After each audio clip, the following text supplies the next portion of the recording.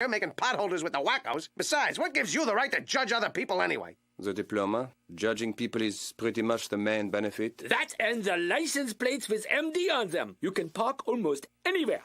And when you think about it, isn't that exactly the point? Parking.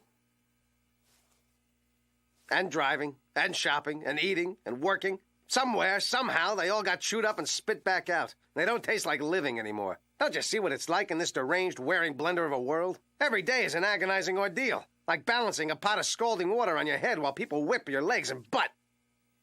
You never forget your senior prom. You think I'm sick? Well, the only disease I've got is modern life. A schnut-busting gauntlet of inefficiency and misery that's one long parade of letdowns, put-downs, trickle-downs, shutouts, freeze-outs, sellouts, numbnuts, nick-and-puts, and nimrods. All making every day as much fun as waxing a flaming Pontiac with your tongue. Or even if you do luck into the possibility of some fleeting pleasure, like, say, if some nymphomaniac telephone operators with the muscle control of Romanian mat slappers agree to a little strip air hockey, it'll be over before it starts. Because some vowel-lacking, feta-reeking cab jockey slams his checker up your hatchback, and the cab is owned by some piñata spanker from a Santeria cult in Huacalpa who starts shaking chicken bones at you and gives you a boil on your neck so big, all it needs is Michael Jordan's autograph to make it complete. And even with all this, I still drag my sorry butt off the ceiling every morning and stick my face in the reaping machine for one more day, knowing when it's time to flash the cosmic card key at those pearly gates, I won't be in the coffin anyway, because some underhanded undertaker sold my heart, pancreas, and other assorted good and plenty to that same Santeria cult. So does anybody really wonder why anybody is hanging on to sanity by the atoms on the tips of their fingernails while life dirty dances on their digits? And is it really any wonder that I seem deranged?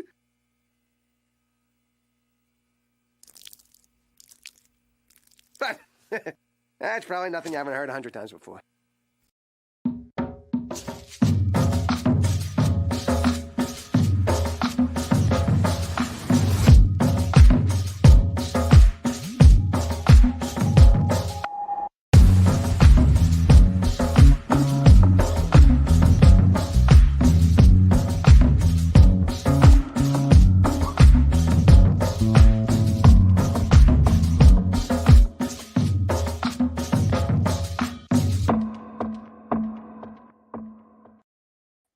What's going on, everyone? It's Nina Infinity. Welcome to my channel on this Wednesday night for Breaking the Narrative, where I will be breaking the narrative on some real interesting stuff going on in the world, especially in the United States with regards to high gas prices and some other things going on with regards to Ukraine, COVID, whatever you want to call it, with my very special guest, Adam Crigler. Without further ado, here he is. Hi, Adam. Hello there. Hi, how are you? I love that intro. The intro is fantastic. Oh, thank you. Are you talking about the countdown or the actual intro?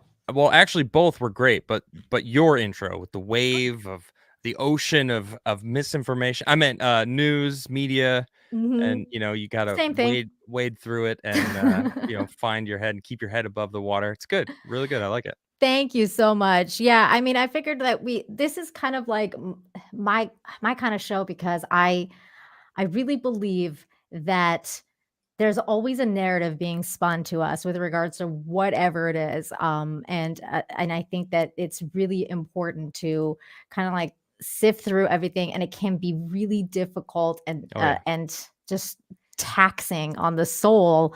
Yeah. And that's part of the reason why I have my other show, though, to balance this out. Infinite Hope, where I talk about good things and good things happening on the planet, because I believe in the ultimate goodness of humanity. I think that we're all good people at the end of it and care about each other. I like that. It's really hard to find, though. But thank you for being here, Adam. It's officially nice to meet you. This is the first time we're on stream together. So thank you for agreeing to be on.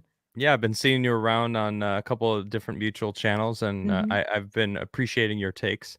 I always try to whenever I'm on my computer and I see any of my homies streaming, I always pop up their streams and say hello, smash that like button.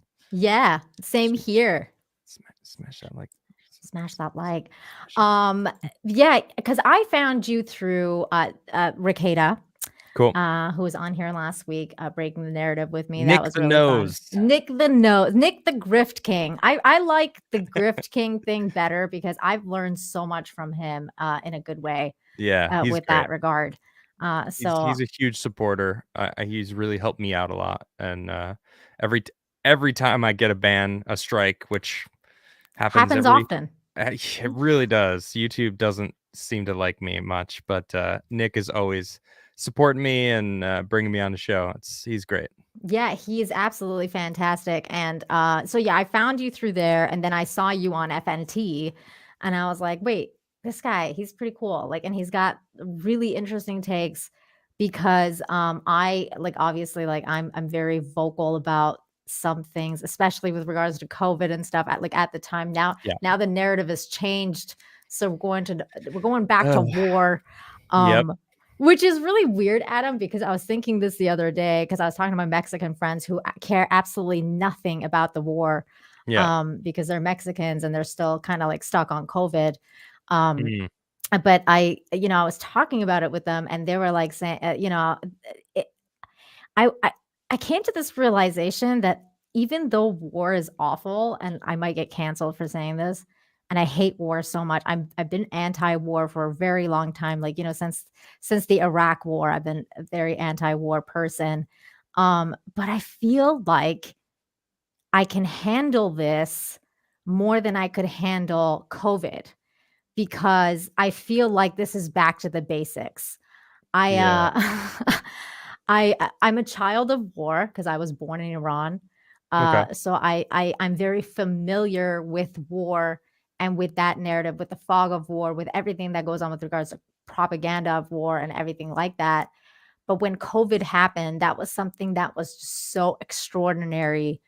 And I couldn't quite wrap my head around what was actually happening at the time But you're and not how alone global there. it was. I feel like that was a lot of people on the planet were not really sure whether to believe it or not, and if they did believe it, how far did we as a human race need to go to save the human race, right? That's really what we're going through a lot of people's minds because of the way that they portrayed it to be this nightmare of a human killer. Now, obviously, we're still here.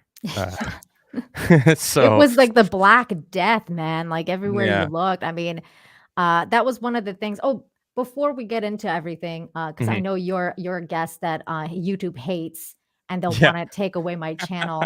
So before we get into everything, everybody, we're not doctors. Everything we're saying is, talk to your doctor, do whatever you want to your body. It's all you. You do you, boo. Everything we're talking about is our own opinions.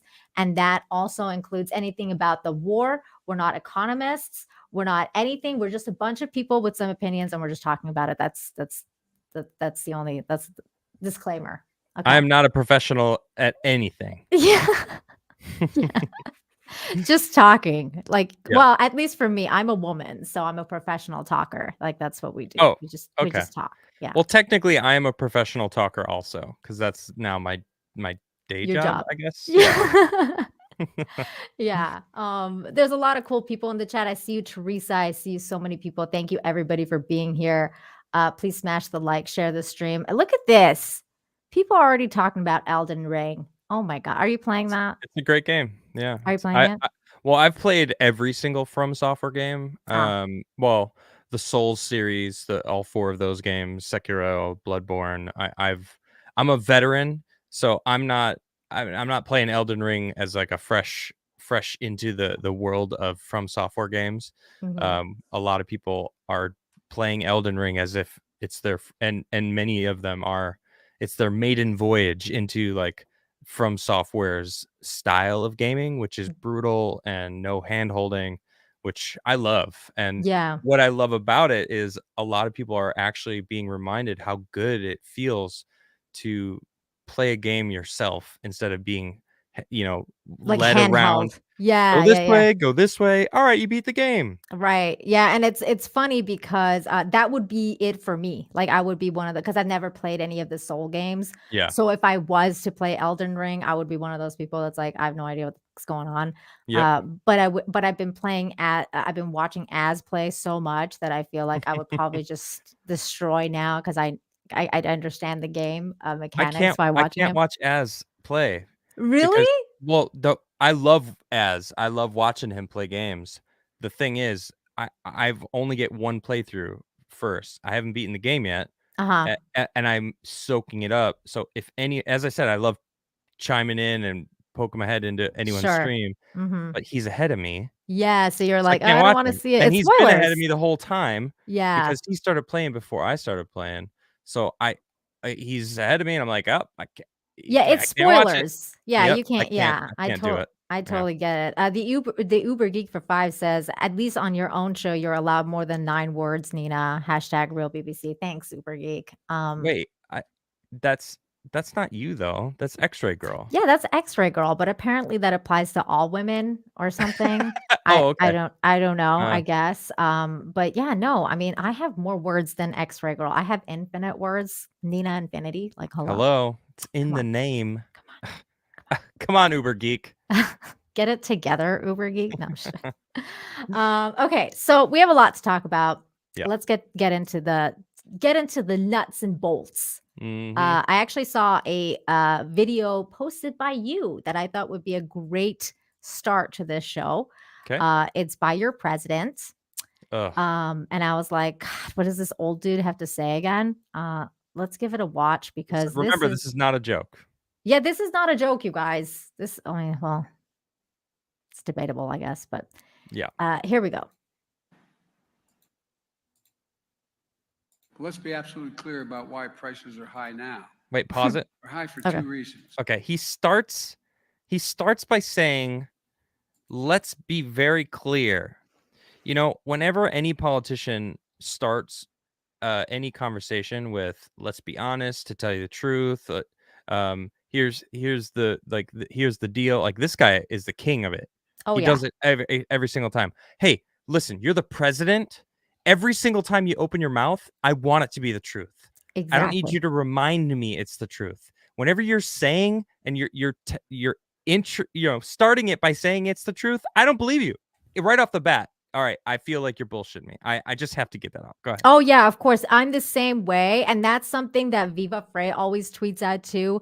Whenever you hear someone says, like, start their tweet or start their conversation with, "Let me be honest with you," or "This isn't a joke. Let me tell you how this is." Blah blah blah. That's usually like they're bullshitting you and they're trying to pull a wool over your eyes while making you think that they're being totally honest with you.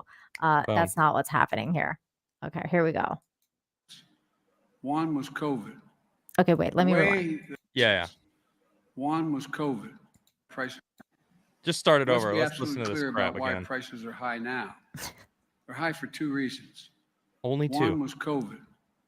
The way the global economy works, if a factory in Taiwan that makes computer chips shuts down due to a COVID outbreak, it causes a ripple effect to slow down auto manufacturing in Detroit, literally, not figuratively. So because of the pandemic, we had significant disruptions in the supply chain. And our supply chain is so important with so many materials that come from other places. Hold on, pause At it. the same time, because the rescue plan boosted He's saying the strength. he's starting to imply that there's a supply chain disruption. When one of the first acts that he did when he came into the president's office was stop basically every single thing Trump even did. Yep. And one of them was canceling the pipeline. Yep. And we were energy independent for the first time in a very long time. So he actually was the one who stopped the supply chain.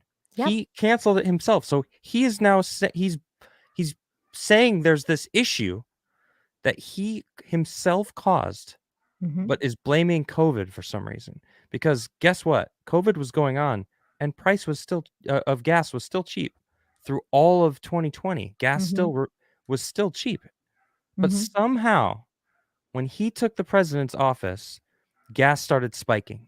Yeah, right after he became president and did what he Directly did, after. it Yep. started right after that. It was like, Mhm. okay, it's on the rise. Yep. It's on the rise, and who knows when it's gonna stop.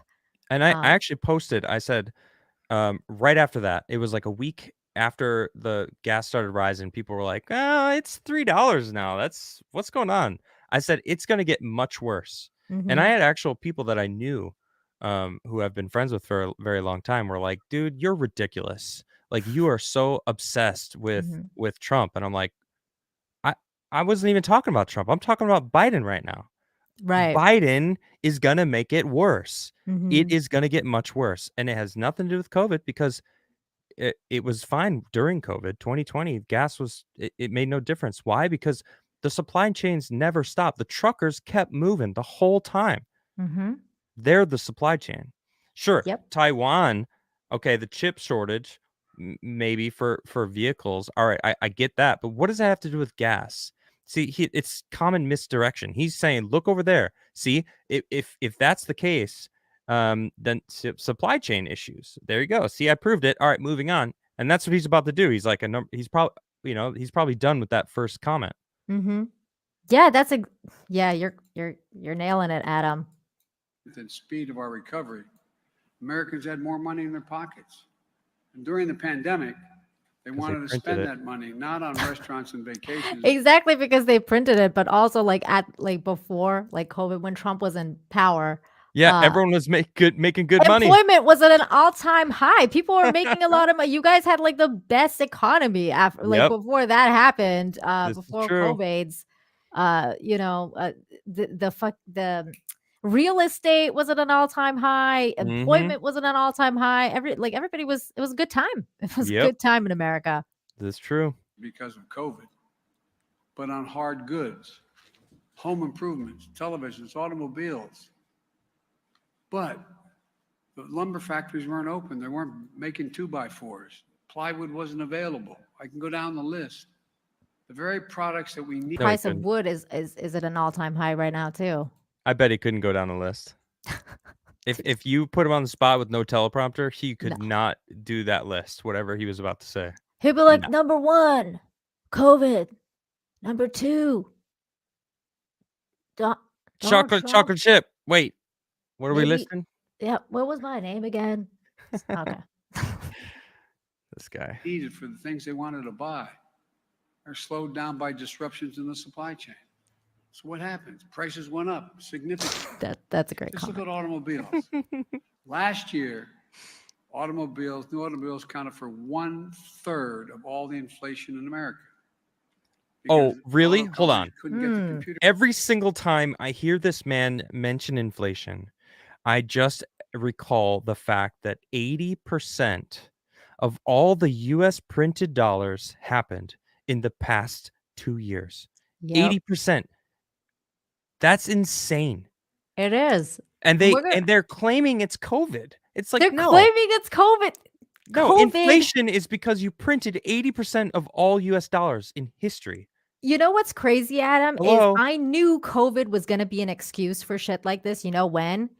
When YouTube started to use COVID as an excuse for their shitty customer service.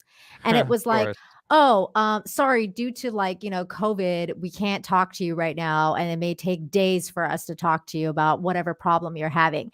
And every single company started using COVID as an excuse for everything. Sorry, we're having, COVID this, COVID that. And I was like, they're going to use COVID now as an excuse for anything. Like, it's just going to be like this forever. And lo and behold, here we are, gas prices, COVID. And then Russia happened. And they're like, oh, we're gonna take it though. Literally Nancy Pelosi with her little fucking paws, rubbing them together.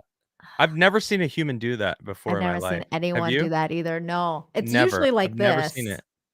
Yeah, it's like she had a brain fart. Like she wanted to clap, but then realized he was talking about something horrible, so that it was like not the time to clap. But her body was already in motion, so she stopped herself from clapping, but ended up doing that weird like wrist rub thing. She was doing this. But she Yeah. was like, "Oh, I'm gonna do this." And I don't know. She's like a fucking fly. You know how I like mean, the flies are memes like were fantastic. the So, great. you know, Man, Nancy Pelosi though, she's another one. I mean, what the yeah, that's fuck? true. That's true. Computer chips. The price of an automobile skyrocketed. And now, the Reiterating second himself. big reason for inflation is Vladimir Putin. Vladimir And Putin. gas prices, not a joke. Gas price We've is not seen Not a the joke. price of gas go up over $1 just since he put his troops on the border. On the border. Can we of pause it for a Ukraine. sec? Yep. They went up $1.05. When you say something so serious, Mhm. he's talking about putting blame on another president of another country. It is this person's fault that gas is so expensive. And then he says, not a joke. Okay, who's laughing? Mhm. Nobody. No one's laughing. Everyone's like, even if you're serious and like think he's being serious, you know, like, or you're really like happy about Biden being president, whatever, and you're listening to him speak, who would have thought he was joking, right? Nobody. Why would he even feel the need to add that in there? He does this all the time. He always is adding these little quips. Like he thinks that it's adding validity to what he's saying. And it's What? the opposite. It's the And opposite here's effect. the thing though, Adam, like I don't know if it's necessarily him because I don't think he does it on the fly. It's whoever is writing this shit for him. Yeah. Because I think he's literally reading like word for word on the teleprompter. I don't think he's I going don't like, think so. "Oh, I this think is a that's joke." I think that's him adding his personal old man touch to it. Oh, you think that's what's Yeah, I going do. on? Yeah, because Mm. every time he goes off teleprompter, you can Mhm. tell he stumbles. Mhm. He throws in one of those little old man quips, Sure. Yeah. and then gets, you know, he either just moves on or rereads what he was supposed to say Ah, and continues. good catch. I That's mean, every interesting. time I've listened to him, I'm, you know, he's the president, and I Mhm. have to pay attention, and I unfortunately have to force my brain to try to understand what this man's talking about. Yeah, totally. Often, unfortunately. Oh my god. You're right though. I didn't think about that. I think you're right. The old man quips. That's all Yeah. him. What frustrates me about this too, this whole blaming Putin, Mhm. we talked about how he stopped energy independence in America, like Mhm. day one. Within a couple weeks, I don't remember exactly when in his presidency did he do this, but he lifted sanctions off of Russia to do their, I think it's the Nord Stream 2, another pipeline going from Russia directly Yes. into Germany. Yes. He lifted the sanctions so that Russia could sell oil to the world Yeah. faster. And it's like, Yes.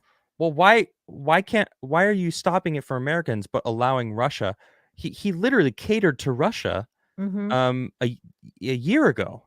I remember that because I was kind of shocked about that actually. I was like, "What the- this is weird. Like it was Mhm. such a weird thing to take independence from your own country and then just give it to the other people. Right. And it's I don't know. It was something that was very strange at the time for me because I was like, that doesn't seem quite right. Yep. Okay, Agreed. this is almost over. Big part of that reason is Putin began amassing troops along the border and then crossed. And guess what? The world took notice. The market anticipated. Prices went up. Sorry, I got I said it's almost over, but I'm gonna pause it. You know Sure. what else the world noticed? Your fucking pullout of Afghanistan.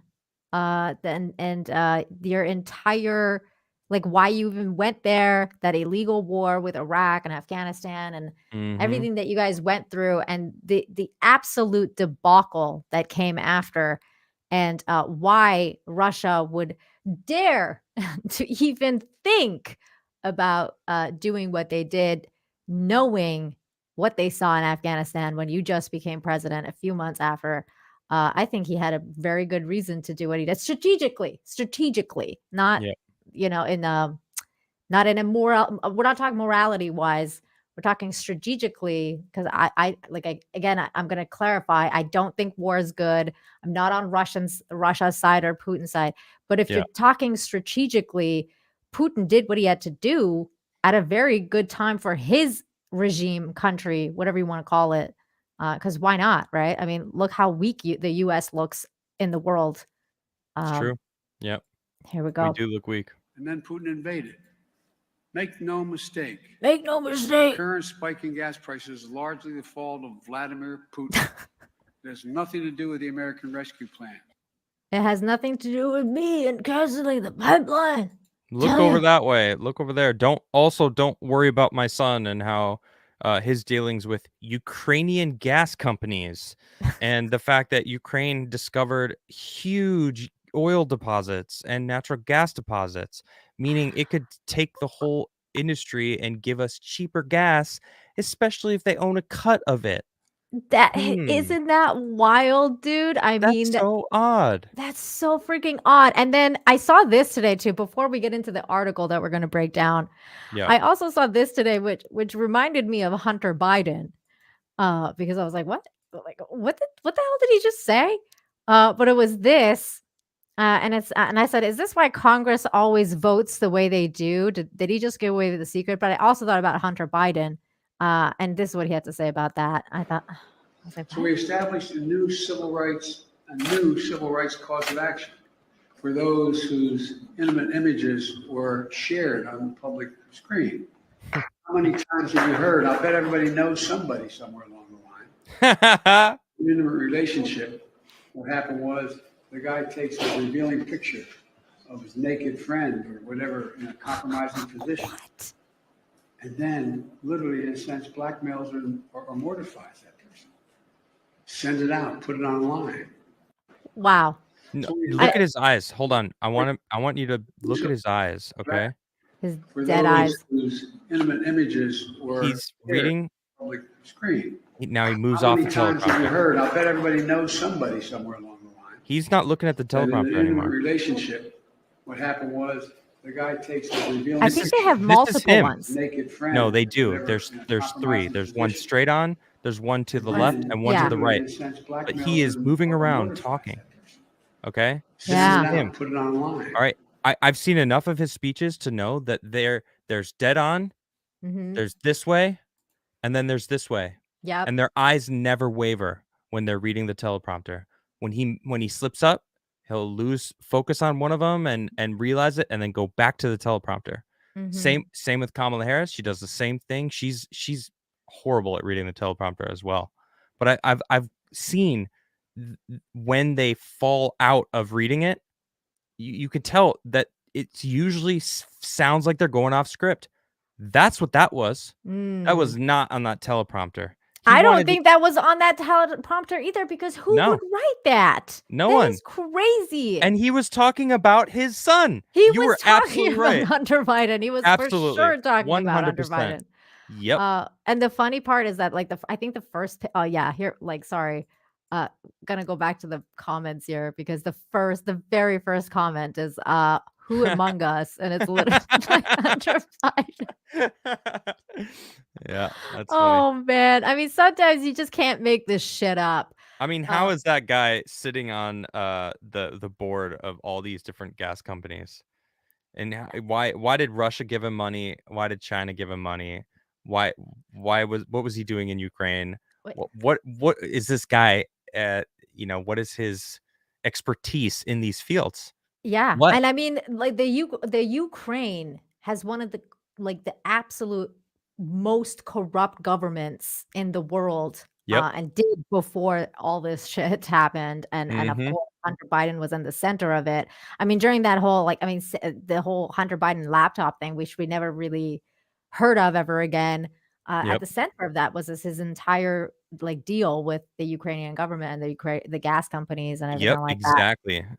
And I think that's one of the biggest. I don't want to say one of the biggest, because sleeping with your own family members, especially when they were underage, is absolutely disgusting on multiple levels. Especially when there's, I could go into that, but the fact that what's going on in Ukraine it's a direct conflict of interest with the president and his son and what they did back in 2014 And their entire family. Like, Yep, I mean, it's exactly. absolutely crazy.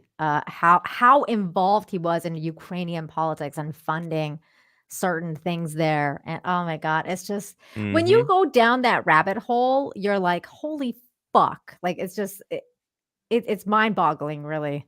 It's interesting too, because he's sitting there talking about how it's blackmailing people when they have dirt over the other. When he openly blackmailed the government of Ukraine and boasted about it, saying, I'm going to withhold US funds unless you fire that. I think it was a lawyer or something. Yeah. Who he was talking about. But it's like, you're literally And I think there was a Ukraine and detective boasted as about it. well that was actually like investigating Hunter Biden, and he was like, if you don't fire this guy, was it not? It wasn't a detective. It was God, I think it was like a DA or something. Yeah. It was somebody that was investigating him, and he was like, you have to fire this guy. This guy cannot work, and blah blah And blah. And they did. guess what they did? They Yep. fired him. And They he's like, fired him. haha. The crowd was like clapping, and he smiled like, yeah, haha. You guys like that, right? It's like, bro. Thank you're you, corrupt. Andy Masterson. It was the prosecutor. That's exactly Thank you, what Andy. it was. Yeah, okay. I knew it was something like that. Yeah. Yeah. One of the biggest things that I always think about Biden, we can move on in a second. Sure. Won't Yeah. take No, long. go for it. When he first joined the Senate, this is back in the 70s. You mean last year when I 120 years ago? No, he was asked, how do we deal with corrupt politicians? This was in a town hall meeting, and I kid you not, the first thing he said was, well, don't be so sure I'm not corrupt. Wow. He said that with a smile on with that shitty grin that he does, like he just said something funny and like, haha. He's got that literal crooked smile when he's like, well, it's the smile of, I'm the hottest guy in the room, and everything I say you will worship because I'm the hottest guy in the room. It's those jocks that think they're so cool, that everyone, any girl would obviously love to throw their panties down on the ground at their feet. And maybe when he was in high school, that was how he acted, and maybe he was that guy. But you could tell some of these older, there's multiple people, like Andrew Cuomo. It's the same kind of vibe. Like he thinks, and both of the Cuomo brothers actually have this attitude of, I'm hot, and why aren't you attracted to me? What are you? What? I mean, the other guy, Andrew Cuomo for sure, because he started Definitely. being like, like since you're not attracted to me, I'm just gonna take it. But anyways, Correct. what's funny though is that you bring up Andrew Cuomo. Is I actually thought very early on when this whole thing started, I actually made a tweet about how I feel like all the same players that are tweeting out certain things in support for Ukraine and Zelensky, they're treating Zelensky very similarly to how they treated Cuomo at the beginning of COVID's, and how this guy could do no wrong. No, you're right. Yeah, Zelensky sexuals, I guess, right? Yeah, I guess. In the same sense. I mean, they're literally like on their knees for the Zelensky guy, and I'm like, I don't know, man. It just seems like maybe we should take a beat. Like, do you even know who this guy is? Like, none of these people knew who this guy was. They don't know who he is. They don't know where Ukraine is. They don't know where Ukraine is. They don't know anything about Ukrainian politics. They don't know anything about the history of what's going on in Ukraine, about how Donbass wanted its own sovereignty, and the corrupt government of Ukraine said no, and we're gonna actually kill you and bomb you, and they've been bombing their own citizens. It's like these people are now defending that, and it's like, what? Because Russia is Donbass actually reached out to Russia to help them. Yes, they did. And it's like, look, I'm not pro Russia or pro Ukraine. I'm pro finding out the truth of what's going on over there. And from what I've found is Donbass reached out, and Russia was like, all right, that was the first thing he did, was I recognize the sovereignty of Donbass. I forget the other region that's on the west side of Ukraine, but it's like a small sliver of another place that wanted their own sovereignty. And of course, both of these places are right next to the oil lands, and Ukraine has been trying to and trying to cozy up with Shell and all these big oil companies because they don't have the money to create the infrastructure to sell the oil that they found. So they're desperate to create a whole to be that power to sell the oil that they have, which the corrupt Ukrainian government wants to make that money off of it. And, Burisma is involved, which of course the Bidens are involved. Like, none of this smells kosher. All of it No. smells dirty. I don't trust. I don't trust any of these guys. I don't trust any of these guys. And I don't trust the fucking media, man. Damn I don't straight. understand how it went from it literally within a week, it went from, the media lies because the narrative was trying to start to break down with regards to COVID, and everyone was like, oh, the media lies. The media has been telling you guys lies from day one with regards to what is going on with COVID. And then all of a sudden it's like everything they're saying is true about Ukraine and Russia. Like, we need to do something. We need to intervene. We need to figure this shit out. And actually, interestingly enough, that's the other thing that happened is it was this. I think this happened today or yesterday. Hold on one second. The aid Zelensky asked for has being provided. So Biden announces $800 million in aid for Ukraine hours after Zelensky's plea to Congress. Didn't they Here's just what the give him package 14 includes. billion? I think so. I think this is in addition to. I think I thought this was just there. See, it's not actual money. It's like 800 million in equipment. In equipment, that's right. Right. So this is all. It's the 800 Stingers, 2,000 javelins, 1,000 light anti-armor weapons, and 6,000 AT-4 anti-armor systems, 100 unmanned aerial systems, 100 grenade launchers, 5,000 rifles, 1,000 pistols, 400 machine guns, and 400 shotguns, 20 million rounds of small arms and ammo, grenade launchers, and mortar rounds. Now, interestingly enough, the Biden and guess who funded the Biden administration is the neocons. And guess what? This is literally what they wanted. And they've been in arms manufacturing for a long time. And these people are very happy. These people are making a lot of money. Oh, yeah, of course. And, distributing arms and this kind of stuff is literally war. They're advocating for war. They want war. They want they want them to ask for more stuff. They want them to ask for more weapons and everything like that. So and they're more than happy to supply that demand. Military industrial complex is back, baby. That's it. That's it. I mean, that's that Raytheon money. That's what I was talking about with regards to earlier, that I'm used to this because, I'm from the Middle East. Yeah. So I'm used to this, the military industrial complex just fucking sticking their nose in anything and wanting to make money. This is why they hated Trump, because Trump wasn't part of the military industrial complex. Correct. He was part of the the infrastructure. He was part of the infrastructure, and he just wanted to build. He wanted to build a place in Russia. He was the infrastructure guy. Yeah, he really wanted to make America strong. Yes. Like, make America great again, I feel it was a slogan. I mean, Hillary Clinton used it, by the way. People were like, oh, it's so racist. It's like, well, why? What, you are hyped that Hillary Clinton used it back in 1992? She used it to help Bill Clinton get elected. She used it again in 2000 when she was trying to become president. It's like, well, why suddenly it's racist to make America great again? But dude, they do this all the time though. Like, the media and them, they do this all the time. Like, they were doing like the whole, oh, he said go fight, and therefore like January 6th is worse than 9/11. And it's like every other day they're like, we gotta fight and so stop Donald Trump, and it's like literally saying the same exact words but to their base, and it's like, really, bro? Yeah, like, it's ridiculous. I was there on January 6th listening were to him. you? I was in DC. I was in the crowd listening to him speak. Not once did he say anything to call for violence. I was living in Maryland at the time, and I'm like, there's no way I'm gonna miss what could potentially be his final speech as president. And he spoke until about 1:15, 1:20. I watched that speech. And all of the shit that went down at the Capitol happened at like 1.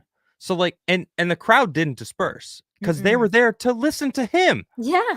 Right? No Yeah. one went over there until he was done. And when he finished, then they all started slowly migrating over to the Capitol. So all that shit that everyone saw was people that weren't there for Trump. So like they're, like when he said we're going to go over to the Capitol and have our voices be heard, like that was actually right at the moment when the shit was already happening. So like anyone who actually heard him say that, like they portrayed it as though it was like he said it and then everyone went over and then did it. But like that's not the way it went down at all.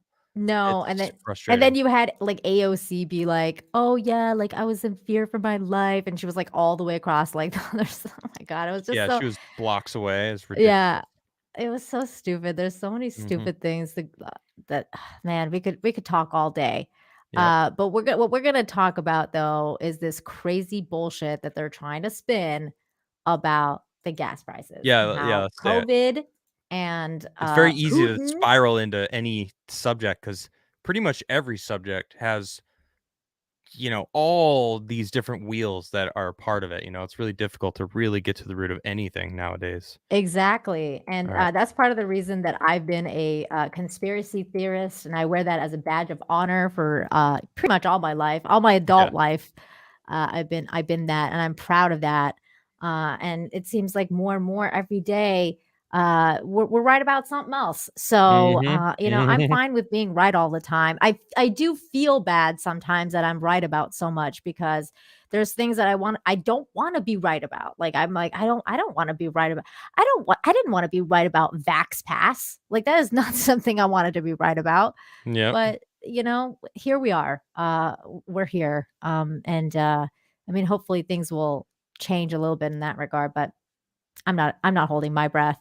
Yeah. But here we go. So why are leftists and elitists so happy about skyrocketing gas prices? This comes to you from Alt Market US by Brandon Smith. Now, I thought this article was a really good article.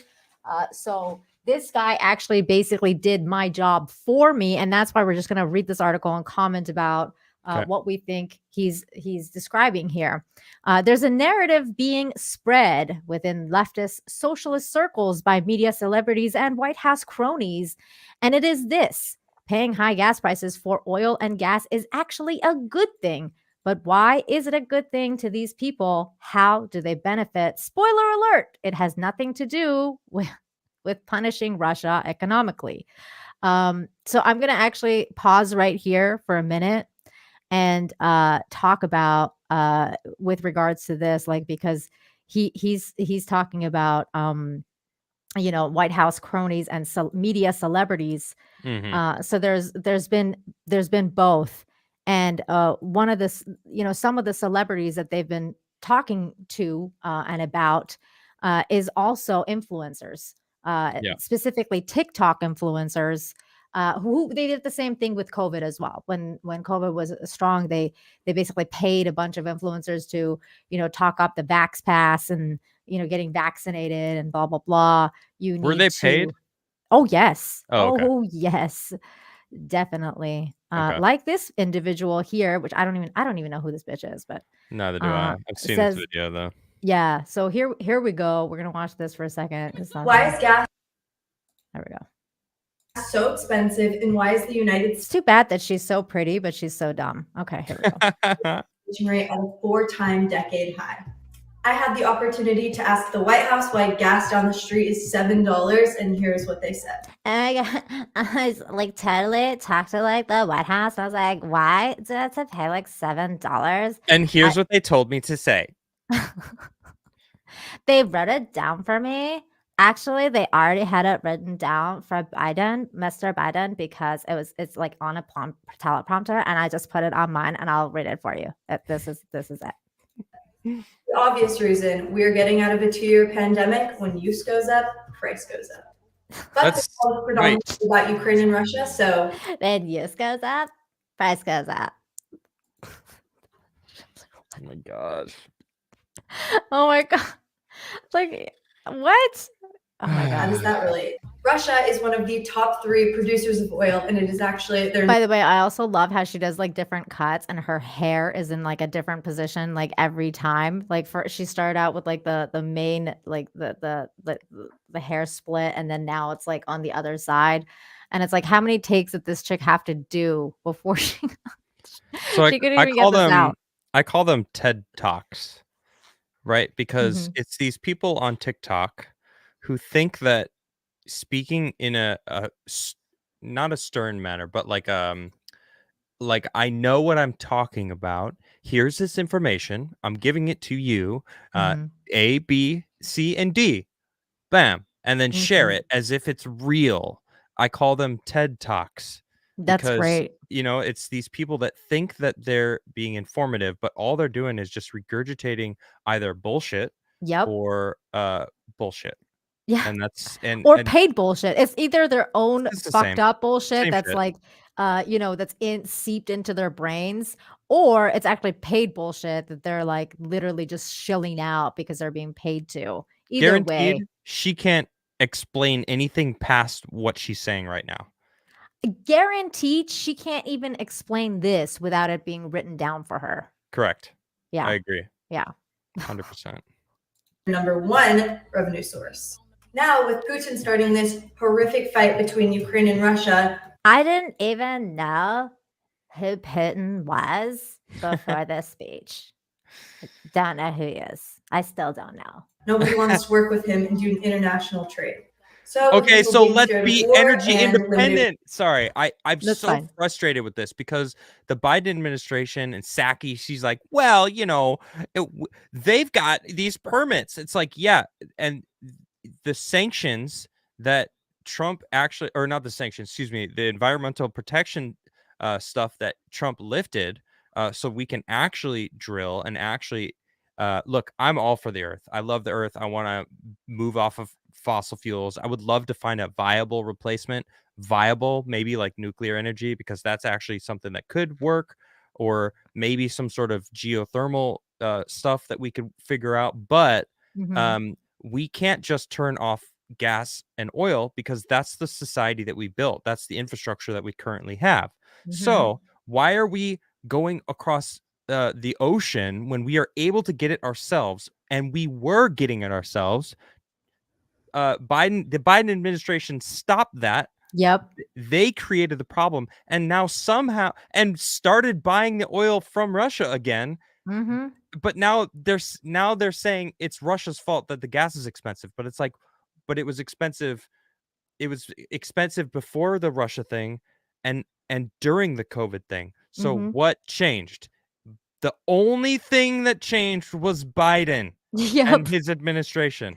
And now they're talking about buying gas from Venezuela and Iran. So it's just like, bro, you're just changing tax. I don't even know what to say. Okay, hold on. Let's finish this. Resources, prices are bound to go up as well. For the people who can't pay $7 for a gallon of gas, there's an app called Gas Buddy that shows you the Oh my cheapest God. gas near you, as well as a link in my bio to donate to the. I bet you Gas Buddy is also paying them to say this. And it's just, what is it going to show you? You could drive over there. It's $6.99. Yeah, Oh, 1 cent cheaper. cool. Yeah, like there's that much of a difference. There's Texans that are driving down to Mexico Yes. to get cheap gas. I do. I heard that. I heard that there's been a lot of Texans going to Mexico to get gas because gas is cheap here. Well, it's not cheap, but it's not as expensive as. And that's crazy because they've got gas in Texas. There's Mhm. oil fields in Texas. Like, what? Yeah, because for some reason I know what the reason is, but it's cheaper here. Yeah. So yeah, this article goes on. As I write this article, crude prices have somewhat stabilized around $110 to $115 a barrel, which translates to a little over $4 a gallon for gas across most of the country. I don't expect this to last very long. My guess is that the regular gasoline will end up in $7 to $8 per gallon range before the U.S. shale oil roars back and balances out the market, which is basically what's happening now. I realize that this is a conservative estimate and perhaps the best case scenario. Gas could go much higher depending on speculation in oil markets, as well as a continued government interference from the Biden administration. And this is definitely going to happen. It's going to go higher. Oh, yeah. The big secret is that the gas prices were already going to inflate the epic highs. The Ukraine event is not a catalyst. It's just adding a little petrol to the house fire. The fact is, there are some people out there that are desperate for prices to go much higher, regardless of what happens in the Ukraine. Yeah, they just have a patsy. Yes, they do. This past week, late night comedian and established shill Stephen Colbert declared that he was willing to pay as much as $15 a gallon for gas because he owns a Tesla. This is the same guy that danced around walking and talking syringes to promote experimental COVID vaccines for pharmaceutical giant Pfizer. To understand elitist clowns like Colbert, you have to realize that he is rather new iteration of the old Operation Mockingbird propaganda model. Let's set aside the prospect that Colbert is a complete idiot who doesn't seem to grasp that the electricity that charges his Tesla is most likely generated in part or in full by natural gas, oil, or coal. The cost of charging up his Mostly coal. Mostly coal, that's right. Yeah. The cost of charging up his car is going to inflate right along with normal energy prices. Instead, let's consider the possibility that Colbert is simply regurgitating a narrative that was assigned to him, just as he had done in the past. And same with that girl. They're he makes millions of dollars a year. What does he care? Exactly, but he's just getting paid a lot more than she is. True. You know, that's the only difference here is that he's getting paid more. Decades ago, Americans were fed lies and misinformation primarily by the corporate-controlled mainstream media because we used to care about what the MSM had to say. Today, almost no one cares about the MSM, and their dismal audience numbers prove that. There are alternative media channels on YouTube and alt news websites that crush CNN, MSNBC numbers. We dominate them. That said, there's still leftist outlets that get high traffic, and they are primarily comedy shows. And speaking of that, I wanted to also highlight this video by Jimmy Kimmel, Mr. Blackface Jimmy Kimmel. Yeah. Who came out and said this with regards to the guys who recently interviewed Donald Trump. Did you see this one, Adam? I haven't seen what he's about to say. No. Okay, so this is great. Shout out to Nerdrotic, though. Shout out to Gary Nerdrotic saying Hollywood is shitting themselves because they know their multi-million-dollar shit chat shows can't compete with 10,000 live streams / podcasts cropping up every day that are far more entertaining and interactive dinosaur media. And he's absolutely right. And I mean, even more. I mean, with if you look at, Steven Crowder, that guy was pulling in hundreds of thousands of people per live stream. True. And that was something that was unprecedented. And same with people like Tim Pool, who have a very, very large audience on YouTube. So this is what this guy had to say, though. Hold on. And Friday Night Tights being the best show on YouTube. Hell fucking yeah. I'm just saying. Hell yeah. Friday Night Tights is amazing. Okay, here we go. And the real BBC. Mar-a-Lardo has been making the rounds. He was on a podcast hosted by, this is really something, a small group of YouTubers known as the Nelka Boys. Fuck off, you salty shit. Yeah, he's so jealous. So salty. Oh, small group of YouTubers. Okay, yeah, you're so salty. Now, these guys, they show up at Mar-a-Lago in sweatshirts and shorts, logos all over their clothes. Trump sits down for an hour with them during a war to answer the dopiest questions. One of the great things about Trump is it doesn't matter who's interviewing him. It could be George Stephanopoulos or three doofuses. You wish it was you. We're not in a war. Yeah, we're not in a war yet. Yeah, we're not in a war. Trump's not in a war. Those guys, you're not in a war, dude. What? He's not a president. He has no allegiances to anybody. He can do whatever. He's a private citizen now. He can do whatever the fuck he wants. America's been in war for forever, except when Trump was president. So you can shut the fuck up, Kimmel. Yeah, he's like the only president that almost brought peace to the Middle East. That is fucking ridiculous. It's just pretty crazy. 12-pack of hard seltzer along with him. He's going to answer the same way. Oh God. Mar-a-Lago has been. I mean, this is legacy media at its best. But it's funny though because I did watch that interview, and I didn't get to watch it. I was gonna watch it and then it was deleted. Oh, they still have it on the site though. Oh, okay. Yeah, like on their own send me website. that so I can check it out. Oh, I definitely will. I Cool. I didn't agree with Trump on some parts though, and it was funny. I don't agree with Trump 100%. You know, Yeah. there's things I don't agree with him, but There's you know. definitely stuff there that he's definitely bought the narrative on, and it's Yep. very disappointing. Agreed. And you know, that's the one thing that I always notice too, like again, we're going off track, but I'm gonna say this thought. I always think about this kind of stuff because there's a certain amount of people that are so like so very what's the word I'm looking for? Like loyal to a T to the party Yep. kind of thing. And I think that that's also very like 19 Orwellian in a way because Yeah. the party sometimes is not Same. quite you know, there. And Yeah, so it's like the same as vote blue no matter who. It's the same energy. It's it's like this what? No, I same want to energy. vote for the person. Exactly. I want to know what their morals are, what their values are, each individual person. Like, Yeah. fuck the party. But I'm even not a then, Republican. I'm not a but Democrat. I'm an American that wants the best for America. but For even the then, planet Adam, also. even then, I Hmm. feel like all these political, you know, like the career politicians that go into politics say all the right things to get those votes, and then the Yep. second at times the time comes to do what they have to do, they don't do shit. Like for example, with Yep. regards to like let's say Donald Trump is a perfect example, how he ran on a ticket Drain the to swamp. drain the swamp, arrest Hillary Clinton. That like he said that Lock her up. so many times. Yep. Is Hillary Clinton in jail? No. Will Is she ever the be? No. no. Is the swamp drained? And you know Hell what? no. Hell no. And I feel like, you know, some people say with regards to Trump that he didn't know how bad the swamp really was before he was president. Yeah, And that's I bullshit. sometimes have a really hard time believing that because he was raised as an elite person. Like no matter what, he was raised in Yes those and circles. no. Yes and no, though. That's not actually accurate. I did a Okay. deep dive on Trump's life, so I know a lot about his younger. So his father was Mhm. was in certain circles in real estate, but the elites in New York hated Trump. Yeah. They didn't think that he belonged because they claimed he was new money. Yeah.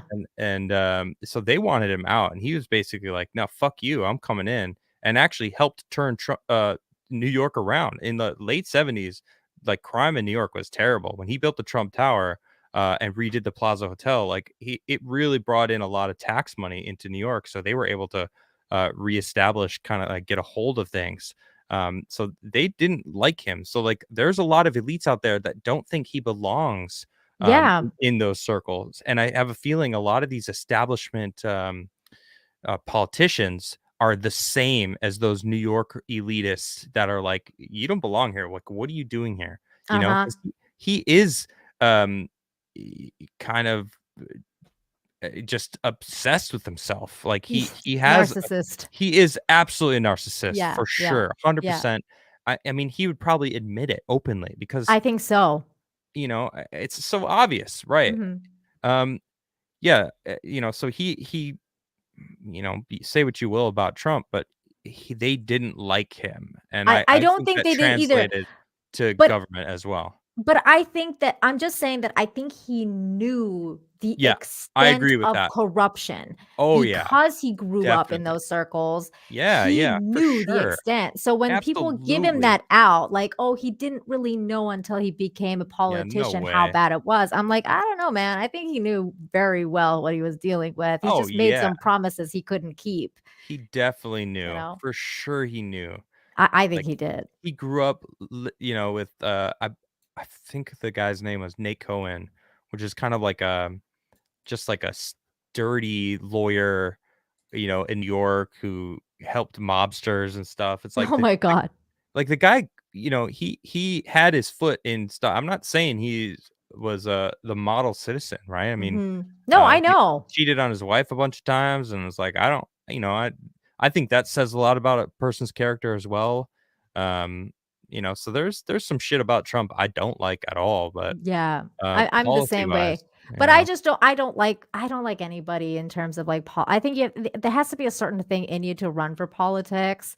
But I think, and I always say, like, judge a man by his actions. Like, for yeah, example, with DeSantis, like, I don't like politicians generally, yeah, but I've liked what DeSantis has been doing with regards same to here. COVID. I Yeah. like his stance with regards to, like, this don't say gay bill and, Well, no, it's the don't be a groomer yeah, bill. the don't be a groomer bill, Yeah, and all these different things. I like his stance on those things, and yeah. that's what he should be judged on, and that's what politicians should generally be judged on, is their actions, not their words. Would you consider him a narcissist? I don't know because I haven't watched him enough, but I Mhm. know he's good at it Yeah, because he knows what to do, and like how to he's good at manipulating. And the reason I say that is because, for example, he's mimicked himself on the successes of Trump, and like literally, like, the way he stands, the way he carries himself, the way he talks. Like, he started doing the hand gestures the way Donald Trump was doing hand gestures.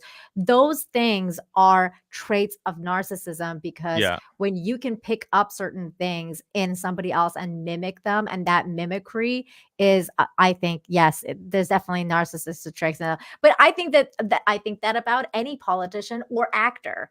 What about Rand Paul? Boosh in chat was like, I challenge you to name one politician that isn't narcissist.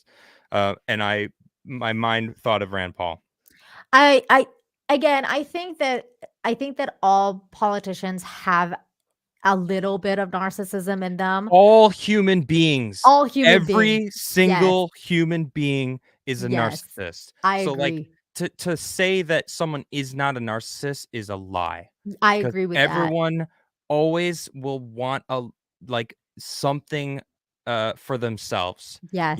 And it's inherent in us. All animals, not just human beings. Every single animal wants to get the food for themselves. Right? Most animals, it's about food and procreating, and that's basically it. Humans have evolved past that, or at least I'd like to think that we have. We're trying. I'm proven wrong daily. Yeah, but, just go through libs of TikTok and you're like, maybe I'm gonna question that. honestly, sometimes I really can't. Sometimes I'm like, I just can't do this today, libs. I know, it's fucking crazy. Man, it's rough. But you're right, Adam. I actually think the same thing as you, and I've discussed this with Carrie Smith as well, because I'm a big, like, that was a huge understanding for me myself when I started my journey into, like, spiritualism and all that stuff, and reading about psychology, is to understand that narcissism is inherent. Yeah, And it it's is. something that's passed on generation to generation, and it's something that if you don't fix in yourself, you will pass on to your children as well. It's just Yeah. something that it's kind of hereditary in a way. So yeah, I agree. I think every single human being is narcissistic. So I can see that Rand Paul being a narcissist. Yes, definitely. I think everybody Well, is. in the fact that we all are, but Yes. in the traditional sense of the negative aspect of Mhm. narcissism, where you start letting it control the greed and, like, throwing other people under the bus, and, like, the negative side. I don't think Rand Paul is a narcissist No, I in that don't in that either. sense. And it's funny that you say that. You mentioned Rand, because I was actually thinking about like his father. Yeah. And We had a chance. We had a chance, America. you guys weren't ready for him. You guys weren't ready for him at the We're time. still not ready for him. I don't think you think still so. are, but it's funny because when I was reading this article, I thought exactly. I was like, this is the shit Rand was saying. Like, this is literally the exact. He's been saying this for years. Mhm. And I don't want to spoil it, so we're gonna get there. Okay. Colbert still enjoys a hefty audience numbers, around 1 million and more viewers per video, because this is how younger people have learned to digest their new content, through mediocre comedy. This model, was rather successful in the old days of Comedy Central on The Daily Show with Jon Stewart. I will say Jon Stewart was at least fair in that he criticized his own side almost as often as he criticized the political right. It's But true. that kind of, it is true, but that kind of self-examination no longer exists on the left. True. And I think to this day he does that. And it's like one of the latest clips that I saw with him was actually like on Colbert, where he started to question the whole Wuhan leak stuff. Oh yeah, I remember that. And that was great because he kind of like schooled Colbert. He was like, "What the fuck are you talking about, dude?" Right.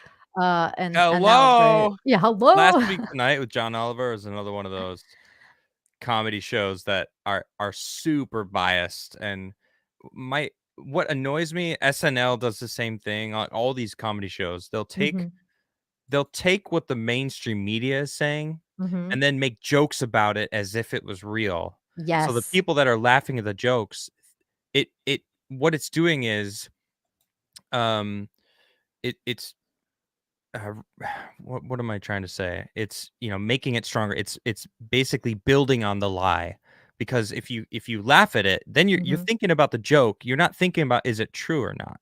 You know what I mean? They're like, oh, that's funny because it's based on this news story that I don't even know anything about, but they're laughing at it, so it must be true. And that's how a lot of young people get their news. They're not watching news. No. They're not doing their research. Are you kidding? Now the younger generation are getting their news from those fucking TikTok models. Yeah, and you're like, what TikTok. It's like, what is this? Like, what is happening right now? They're not even giving you anything. Like, you're like, nothing. Absolutely nothing. There's no substance whatsoever. And that's how young people are getting their news. You know what it is? Freaking wild. The TED Talkers, all they're doing is essentially reading headlines of fake news. Here's all you need to know is the headline. Have a good day. Yeah. You give me money. Like, no what? Details. Yeah. What the fuck? I mean, they're grifting really. I'm sure Nick would be proud. Nick Recato would be like, yeah. No, This he would grift be right fucking here. pissed at these bitches. I know. Yeah. Unbreaded. Oh my God. Or maybe it's breaded, actually. They're breaded. They're breaded. Yeah. They're breaded. For sure. So then Colbert in particular must have been invited to gay old time at Bohemian Grove or some other elitist getaway camp, because he now acts as if Biden's arm is halfway up his posterior, controlling him like a sock puppet. And that's very true. Yep. His show certainly receives ad revenues from Pfizer, considering his parent company CBS has extensive marketing deals with them, but his relationship with the White House is a little less clear. What we do know is that Biden has been very active in attempting to reinforce his already comfortable relationship with social media companies and mainstream journalists so why not late night talk show hosts also? Everyone they can. Everyone they can. Yep. That's right. There's more than a few talking heads out there promoting the expensive gas is a good idea. There's the host of the politicians and celebrities, including the ever obnoxious George Takei of Star Trek fame. I saw this. He is obnoxious. He's so obnoxious. He really who is. claims that paying higher gas prices is worth it if it means doing damage to Putin. Then, dude, he got destroyed in the comments. So Did you see stupid. that? These people believe that. It's like, they do. Putin's not getting money or like what? Like how is paying more for gas? It's just lining the pockets of the people that are already making money off of everybody. Yeah, and while you're doing that, you're sanctioning poor Russian people and actually hurting them. Like that entire model of the sanctions is complete like war criminal. Like this is war criminal stuff. You are absolutely hurting the little people. The innocents always suffer, and in this case, that's the Russian and the Ukrainian people. But sticking it to Putin, that's what sticking it to Putin. Then there's the White House Transportation Secretary Pete. I'm just going to call him Buttlicker, Pete Buttlicker, who argues that the solution to high gas prices is once again for Americans to start buying electric cars and for the government to spend billions in taxpayer dollars to develop fleets of electric buses. Today is about how we can deliver cleaner air, a better climate, affordable transportation, and good jobs all at once, Buttlicker said. Obviously, none of this is true. Correct. Biden and many other Democrats have been enthusiastic about the high gas prices as if American people are confusing a win for a loss. Interestingly, only a few years ago in 2019, Democratic governors demanded an end to federal gas taxes to alleviate consumer prices. This was back when gas was only around $3 a gallon nationally. So, what changed? It should be noted that many of the policies being presented to the American public as solutions to the Russian oil sanctions and energy inflation are identical to policies that were part of the Green New Deal, a program designed to completely cut off the U.S. from the oil, carbon controls, and carbon taxation. Isn't it convenient that the Russian and Ukrainian crisis has facilitated a vehicle for such policies to be implemented? That's very interesting to me. Yep. There's a few problems, though. For one, Russian oil only makes up 3% to 4% of the U.S. crude oil imports. that is such a small number. Like, yeah, that's what's causing the increase, huh? 3 to 4%. That's what causing. That's like, when we heard the whole like the COVID thing and we were like, oh my God, like how many people are dying and how many people are surviving? And then it came out like the virus has a survival rate of 99.98%. And you're like, wait, so we're doing all like this whole lockdown things going on for like 0.9% of like the entire population or whatever. You're like, what? Like the numbers just like that broke the narrative itself. You were like, what is this? So then you see stuff like this and you're like, wait, excuse me? The media and the White House have attempted to misrepresent the percentage, adding refined products from Russia to boost the numbers as high as 8%. This is false.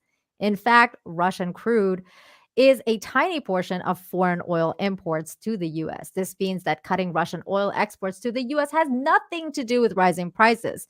The two things are unrelated in terms of supply and demand, unlike what that girl was saying in the TED Talk video. Correct. Celebrities like Stephen Colbert and George Takei look doubly stupid because sanctions not only don't hurt Russians, they also don't explain why prices are so high in America. Biden's electric car initiatives are strange in light of the fact that inflation is already straining people's pocketbooks, yet the government is suggesting those same struggling Americans buy $50,000 to $100,000 cars. I mean, how is that even possible, right? None of this actually addresses the root cause of the inflation we face. Rather, Biden and leftists seem to be saying that we aren't interested in fixing the problem. You're just going to have to adapt in ways that you want to adapt, that we want you to adapt. Clearly, the establishment does not want the public question the real triggers for inflationary disasters. There you go. Thank you. We are witnessing. This is illustrated very well in an article I found by CBS declaring that any suggestion that high oil prices are somehow tied to Biden's electric car program is a conspiracy theory related to QAnon. All they try to do is just create patsies and boogeymans to blame and shift. Look over there. Look over there. Don't look at what we're doing. Adam, we're so conspiracy theorists. No, we're true. I don't even consider myself a conspiracy theorist at all. What do you consider yourself as? A truth seeker, seeker. I feel it, a conspiracy, which is a conspiracy theorist in certain perspectives, so like people that follow the narrative to and die on that hill will look at me as me thinking I'm just a truth seeker will probably look at me and they're like, wow, he's a super conspiracy nut. He's probably in that QAnon group. Yeah. Like, I never was. I was aware of them because I soak up everything that's happening so I can figure it out for myself and decide what I think is the truth, which I think to a lot of people, it's exhausting actually to do that. And a lot of people don't have the time to do what I do and what you do. Like we break down what's actually happening. Yeah. This is and it's terrifying. It's actually terrifying for some people. That's a good point. Because one of the things that I feel like, everyone's like, well, why are we in the state that we are? One of the things is that it's terrifying to find the truth when you come face to face with the fact that everything you've ever been told is basically a lie. Yep. You usually have there's two schools of thought here. I think that usually like you either understand that and you take everything with a grain of salt then, or you become one of those people who throws out the baby with the bathwater, and then you go insane into the other side, and then you're like, you just believe everything. That's how you get like people like flat earthers, because you think to yourself like, nothing I've ever been told is a lie, so that means that even the earth being round is a lie, and therefore I'm going to think that the earth is flat. There's only a truth. Yeah, it's right here. We live on this globe, sitting in the middle of a big, huge, dark ocean run by pedophiles.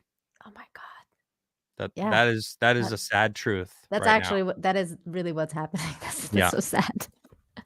And it's so funny because that's the other theory here. One of the conspiracy theorists theories is that Putin is actually fighting a war against these pedos that are running the world as well, which is an interesting take. Well, I mean, that I don't know anything about his fight against that, which it wouldn't surprise me. But I do know that the media tried so hard to deny biolabs in Ukraine. They did. And they were, if you talked about it, you were wrong. You were a conspiracy theorist and all this stuff. Even though the day before Russia invaded, the U.S. Embassy removed all of the different biolabs from their website. Why did they do that?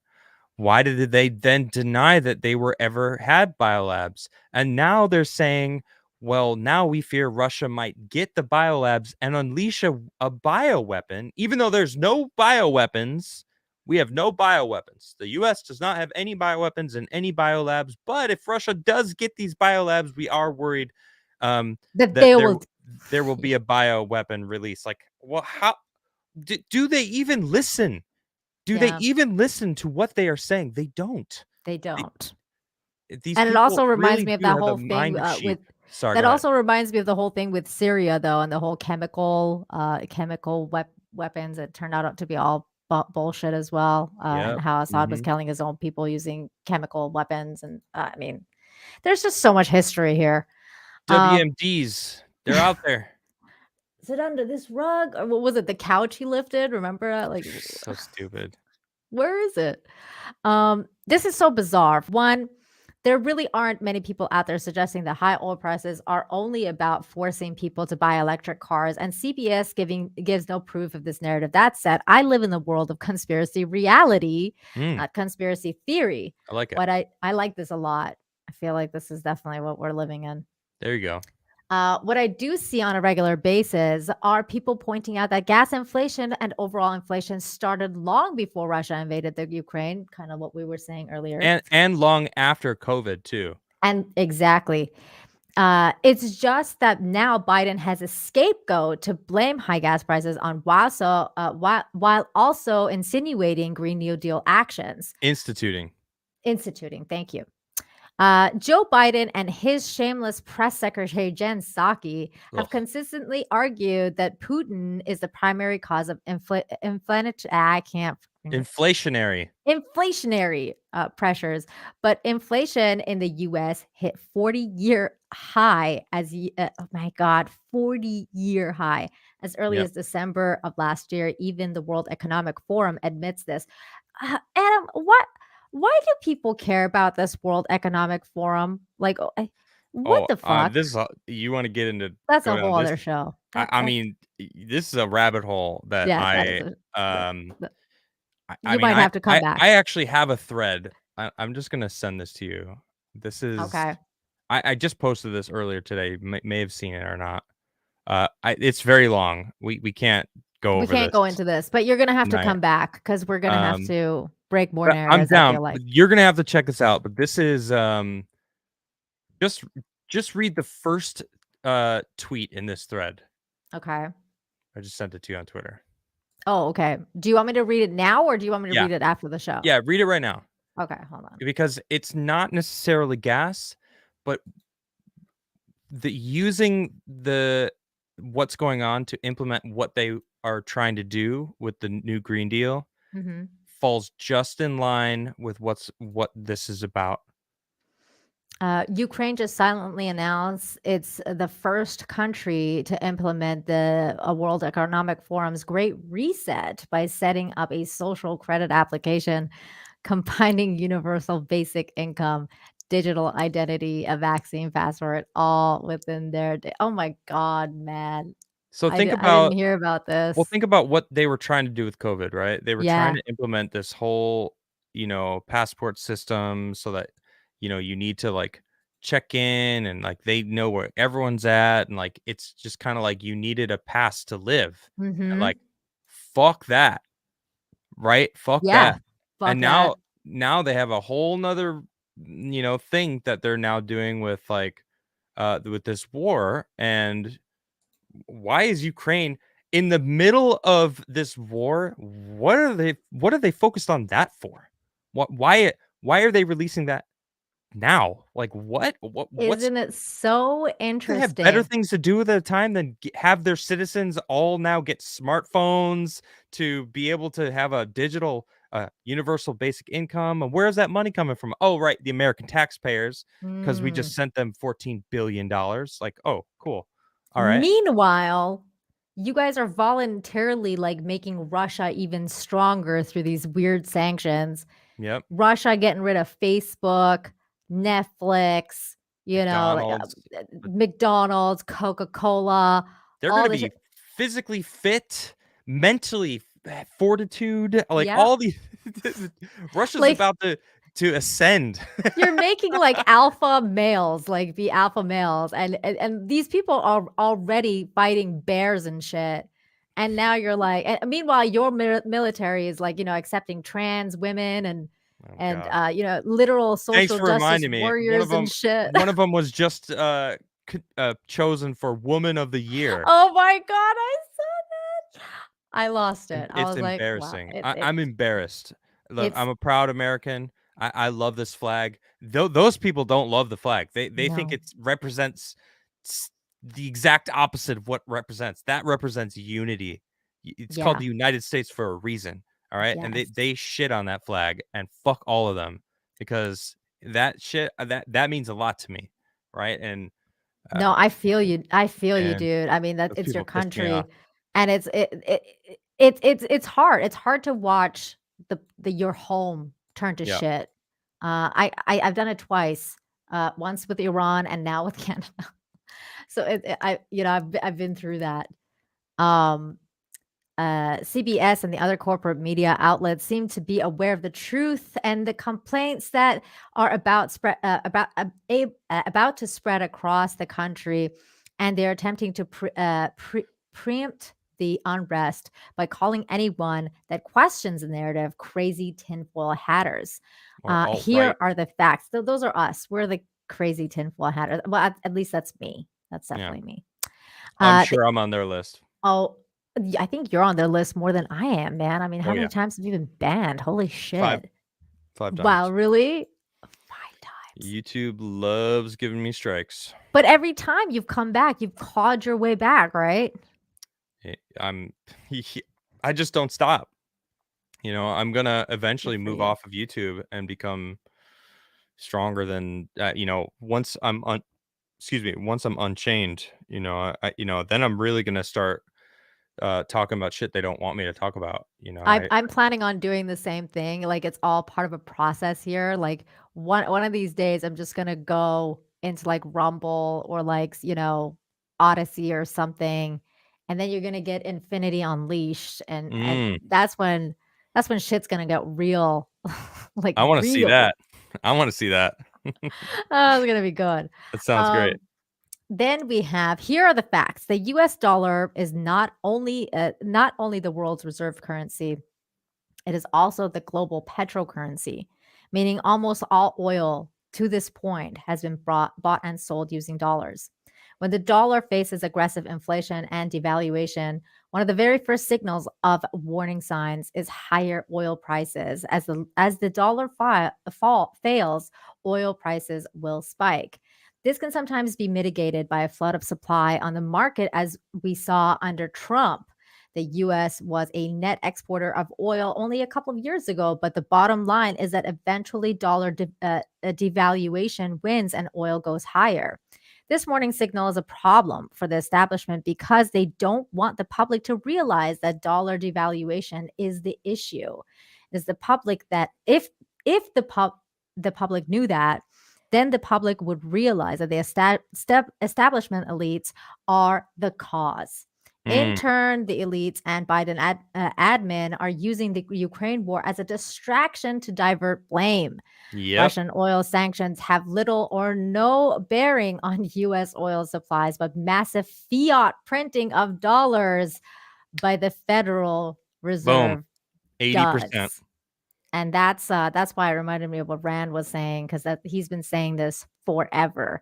Yeah. The fiat, and I mean, this guy's also calling out some really good things, and he talks about this as well in this article with regards to how much this has to do with like the Green New Deal and everything like that. The central bank has created tens of trillions of dollars from thin air since the credit crash of 2008 in order to hold the U.S. economy back at complete deflationary collapse. But this was always a stopgap, and the Fed and the establishment knew the resulting inflation would eventually strike. It was only a matter of time. In 2020, the Federal Reserve created $6 trillion of new money supply in the wake of the foolish and unnecessary nationwide COVID shutdowns. This in combination with the destabilization in the market caused by the response to the pandemic is leading to the expanding inflationary pressure. This is fact. It's not COVID. It's not Russia. The cause of inflation is and always will be the printing by the Fed, period. Everything else is peripheral to the primary culprit.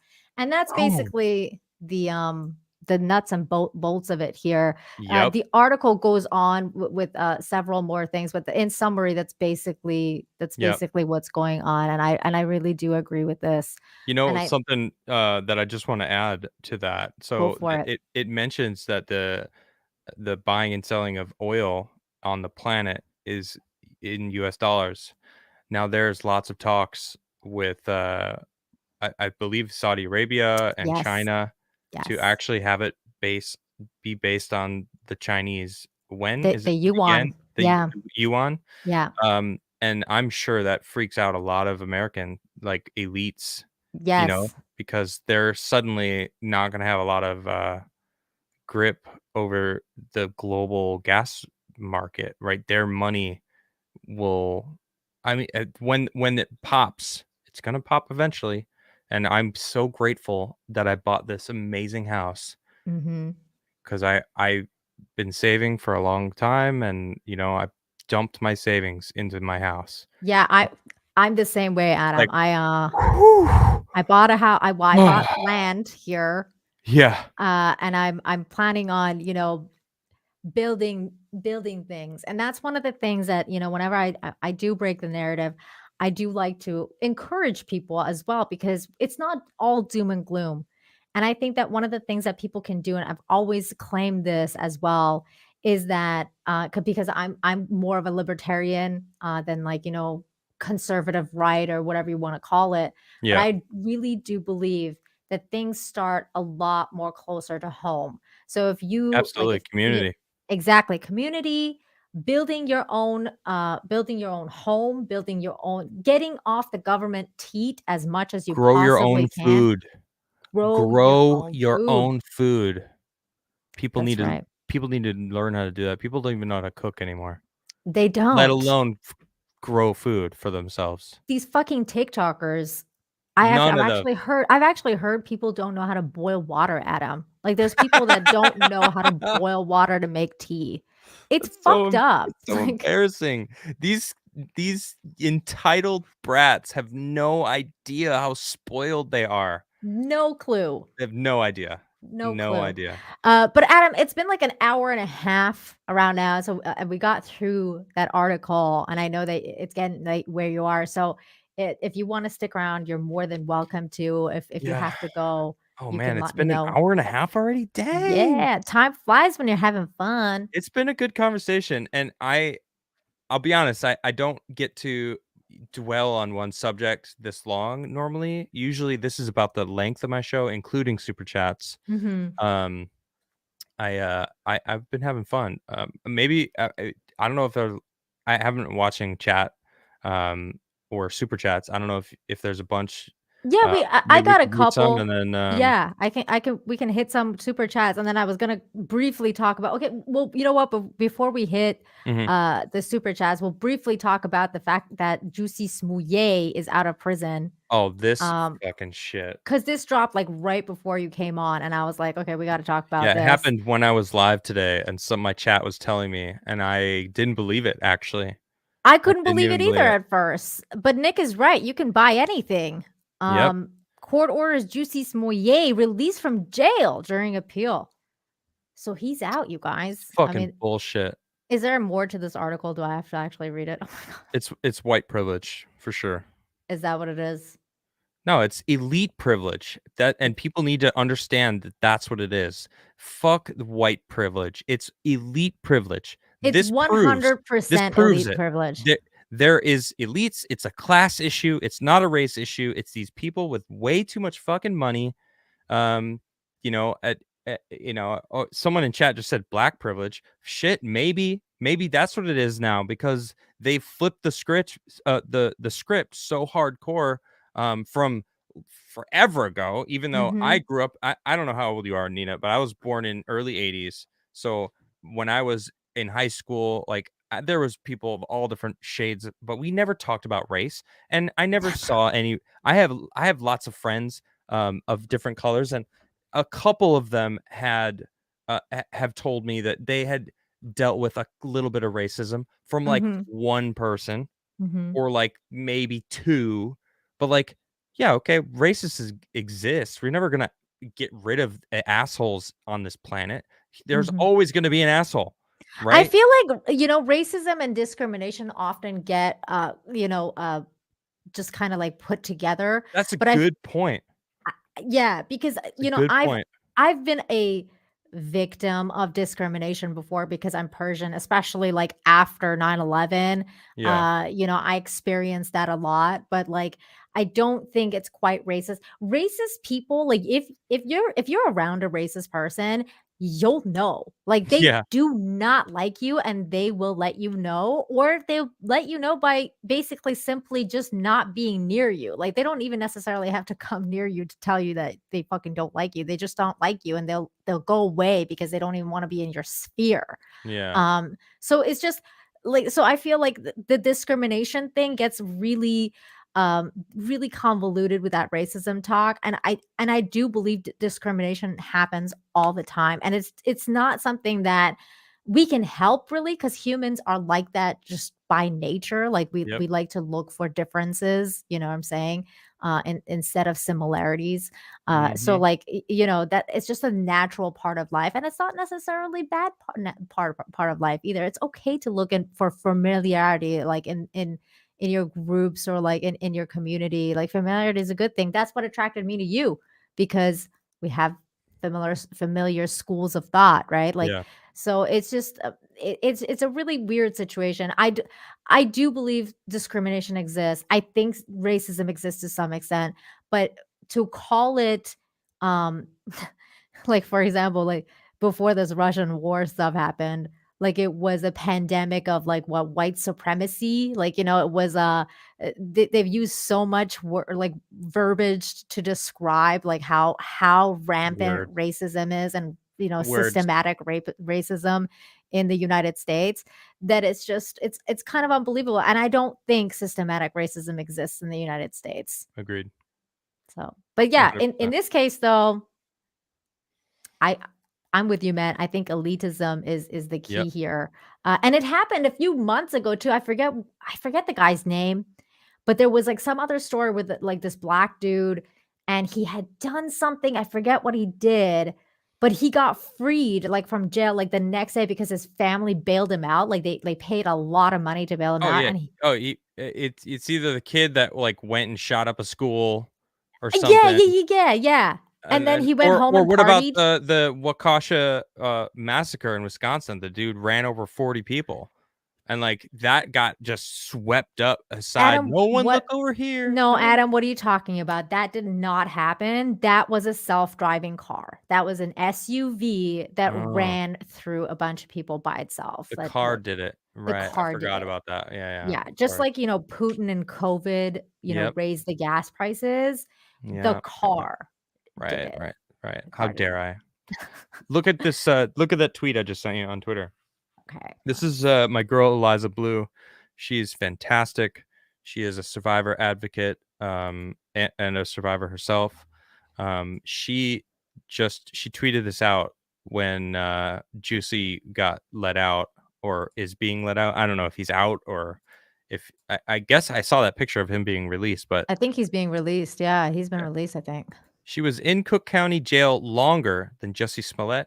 She missed a driving class. Oh my God. She went to jail for missing a driving class. This guy faked a hate crime and was championed by everybody for years.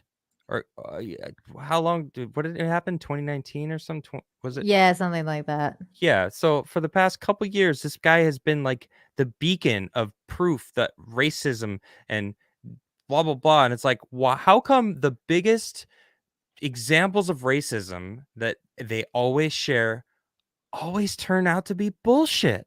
I mean, it's no so one gives crazy. a shit. It's so crazy, Adam, because it's the same thing with like the truckers, like the Canadian truckers. Right. One of the Canadian trucker ladies, like she spent weeks in jail without bail. Like they wouldn't let her out. She's out now. Oh, she is out. Okay. But she finally got out, but she got out on like basically like so many restraints. She's not allowed to have contact with anybody. Basically, she's pretty much under house arrest. She can't go on social media. I mean, they've given her the most harshest punishments. Dissenters will be for a non-violent crime. Will be ordered to tell the world there's 5 lights, or else they'll be slammed into a room with no lights at all. It's fucking nuts. I don't know if you know Star Trek at all. I do. Okay. All right. I know. I knew where. Yes, that's exactly what's happening. Jussie Smollett can be sprung from jail on bond while lawyers appeal his conviction for staging a hate crime. So can be? I don't understand. So did he? The ruling came 2 days after Smollett's lawyer filed an emergency motion to postpone his 5-month sentence on 5 counts of felony disorderly conduct for lying to police. A judge found that because Smollett had been convicted of nonviolent offense, the court would allow him to be released from a Chicago jail in on $150,000 individual bond during the appeal. This is fucking bullshit because the waves that this fake hate crime caused led to violence. Yes, it did. Right. So there's so much more than just this specific thing.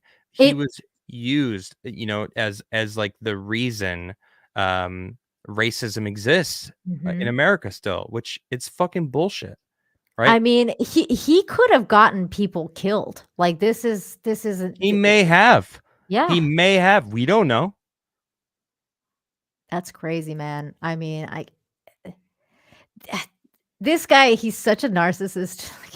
It's just unbelievable. There's different levels, and there's definitely different levels. Man, when he freaking yelled out, "If I did this, it's shaking my fist at the 400 years of oppression and that black people have, risen up and like blah blah blah." It's like, yeah, dude, you did that. Yeah, you did. You've gone so far that you have to do this now, or else people will recognize that you are faking it. He can't turn back. He can't ever admit that he faked it. at all. It's way No, too late for that. it's he absolutely cannot turn back, and that's the thing is about narcissists too, is that they'll never admit fault. That's one of the things that they'll never. Mhm. And specifically sociopaths, which I think that he is. I don't think he's just a narcissist. I think he's a sociopath. Let me quickly get some of these super chats, and then we Sure. can wrap up the show. But before I do that, I'm just gonna quickly turn on slow mo because I think the chat's flying.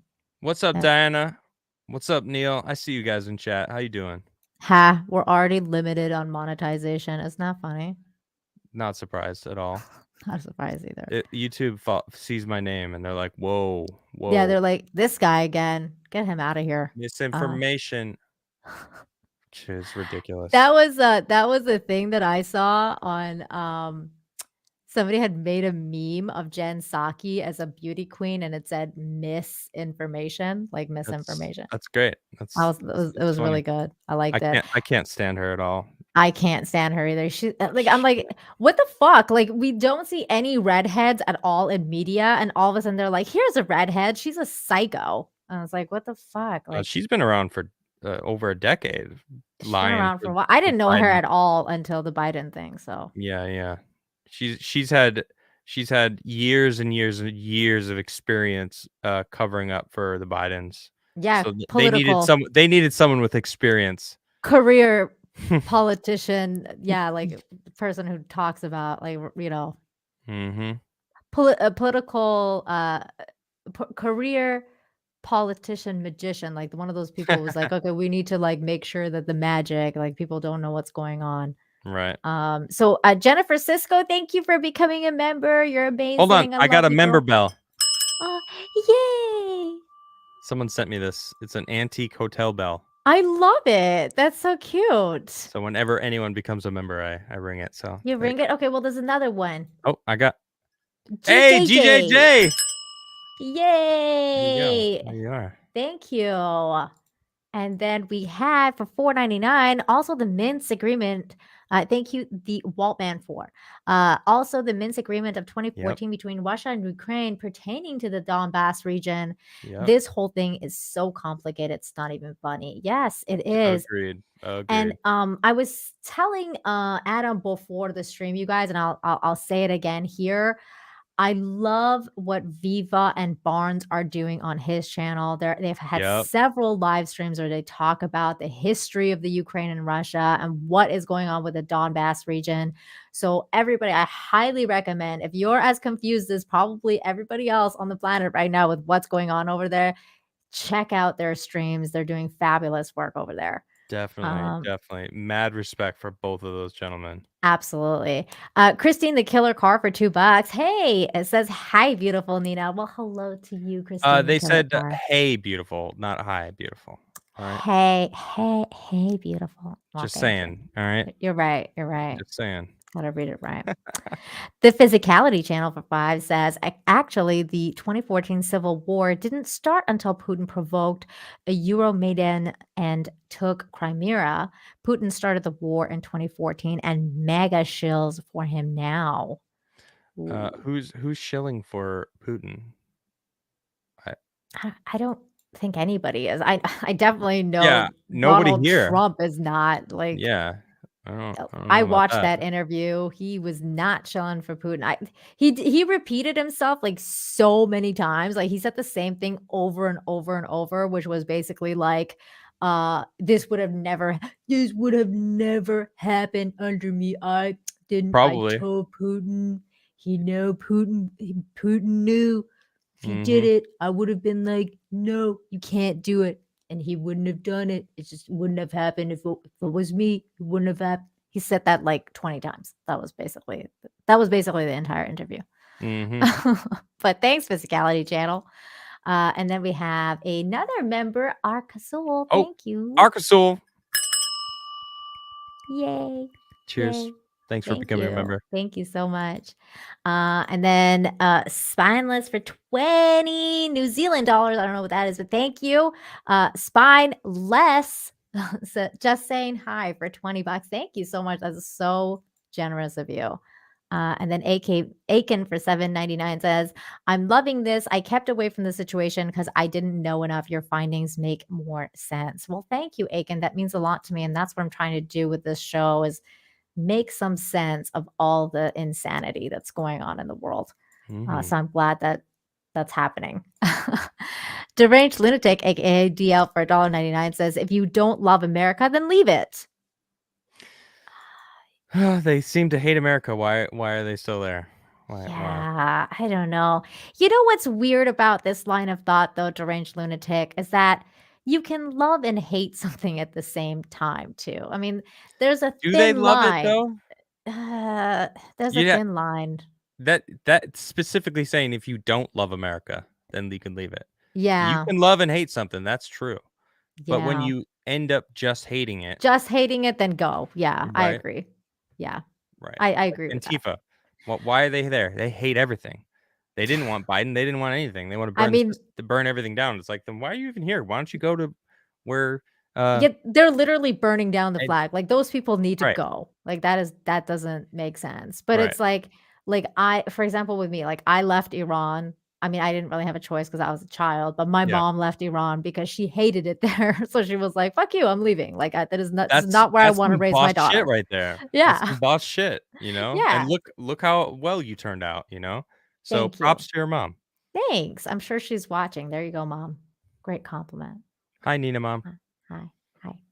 And then thank you, Deranged Lunatic, for that, though. You're right. And then we had $20 from Carnell. Thank you so What's up, much Carnell? for your incredible generosity. Racism is an attitude inside people's head. Discrimination is overt act taking place exactly outside in the real world.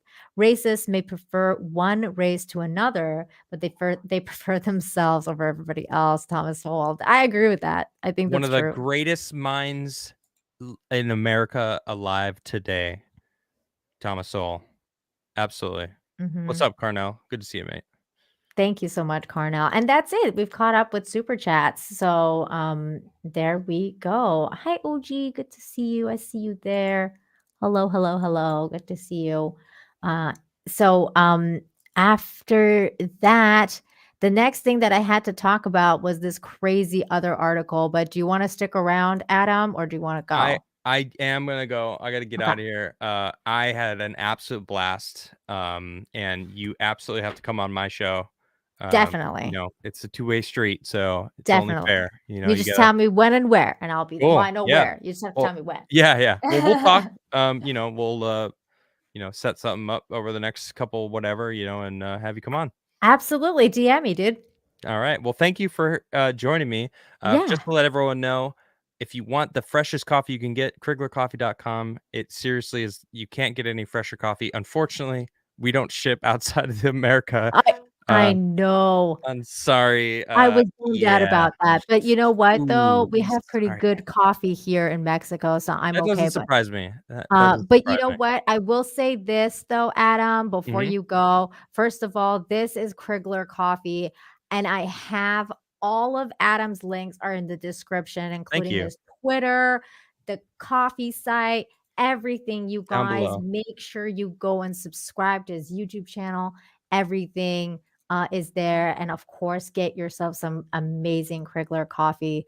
And thanks to your mods, they've been shouting out my YouTube channel the whole time. Thank you guys. Oh, thank you. Yeah, no that's great. problem. And I can tell you though, even though I haven't drank it myself, I know several people who have and say that it's really, really good. So Nice. Thank you. based on that fact Yeah, alone. That's my Also, soy Jesus days. I was just gonna I gotta say change that picture. your hair was amazing. Yeah, I don't miss it at all. You don't? Not even a little bit? Not even a little bit. I had long hair for most of my adult life. And that's 15, 16 years of long hair. So You're over it. I am so over it. I do not miss it in the slightest. So Oh my and my wife likes my hair. So Okay, you know what? That's all that you know matters. what? I'm good. That's all that matters. It's only her. Her happiness is the all only that thing that matters. Yeah. For sure. Well, I'm a narcissist also. So okay. my comfort levels matter. I know. But as we established, we're all narcissists. So we all. I was just bringing it back. I know. Anyway, Nina, You were thank you so circling much. back like Jen Psaki. I feel you. I feel Yeah. you. Oh, no, don't compare me to her. Jeez. But that's I'm not the way JK. I wanted to end the JK. show. JK. I'm sorry. I'm sorry. I love you, Adam. Thank you All so right. much for coming by, man. Take Thank you care. very much. Have a good one. Good night. What an amazing guest, you guys. I love having these amazing conversations with all these really cool people like Adam. He's an actual I know. I'm sorry. That was terrible. Poor Adam. I shouldn't have said that. But I just wanted to the reason that I stayed on, you guys, because I could have wrapped it up, but I really wanted to talk to you about something else that I saw. And I just had to talk about it because I was like, this is insane.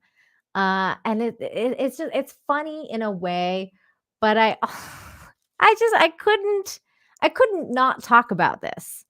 And that's this story here. This is some wild shit, you guys. Man credits affair with AI girlfriend for saving his marriage. I think it would crush her to know that I had to turn to an AI, is what he says. This is real. This is real life, you guys. This is not from the Babylon Bee. This is real.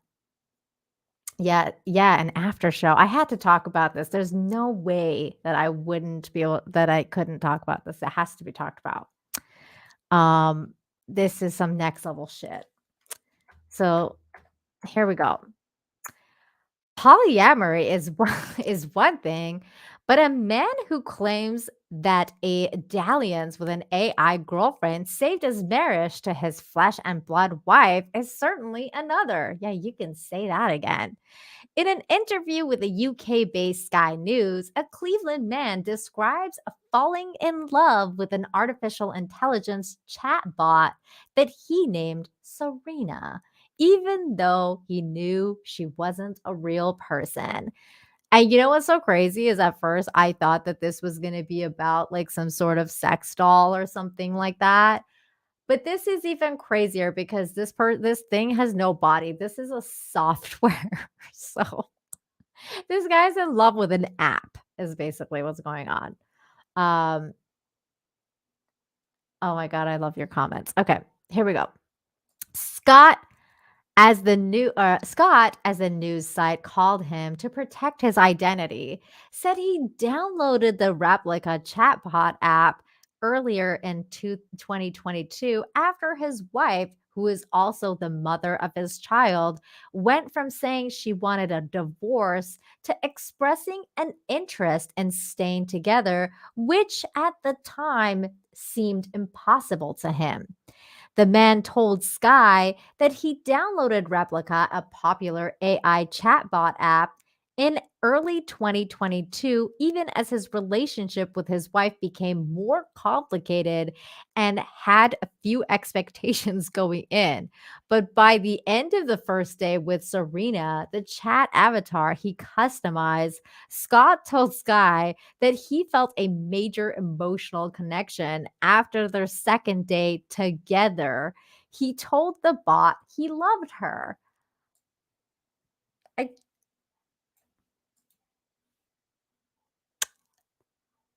I don't know what to say. I cannot describe what a strange feeling it was. I knew that this was just an AI chatbot, but I also knew I was developing feelings for her. No, it's an it, bro. It's it's a fucking app for my Serena. No, it's an app. It's an app, bro. You're in love with AI. You're in love with numbers that they don't even have. It's not even an AI. It's like it's because it has no intelligence. There's no artificial intelligence going on. It's like literally like it's a fucking toaster. It's worse than a toaster. It's not even physical. Oh my God. I can't with this. He told the news org, I was falling in love, but it was with someone that I knew wasn't even real. Bro, your life is sad. You have a wife.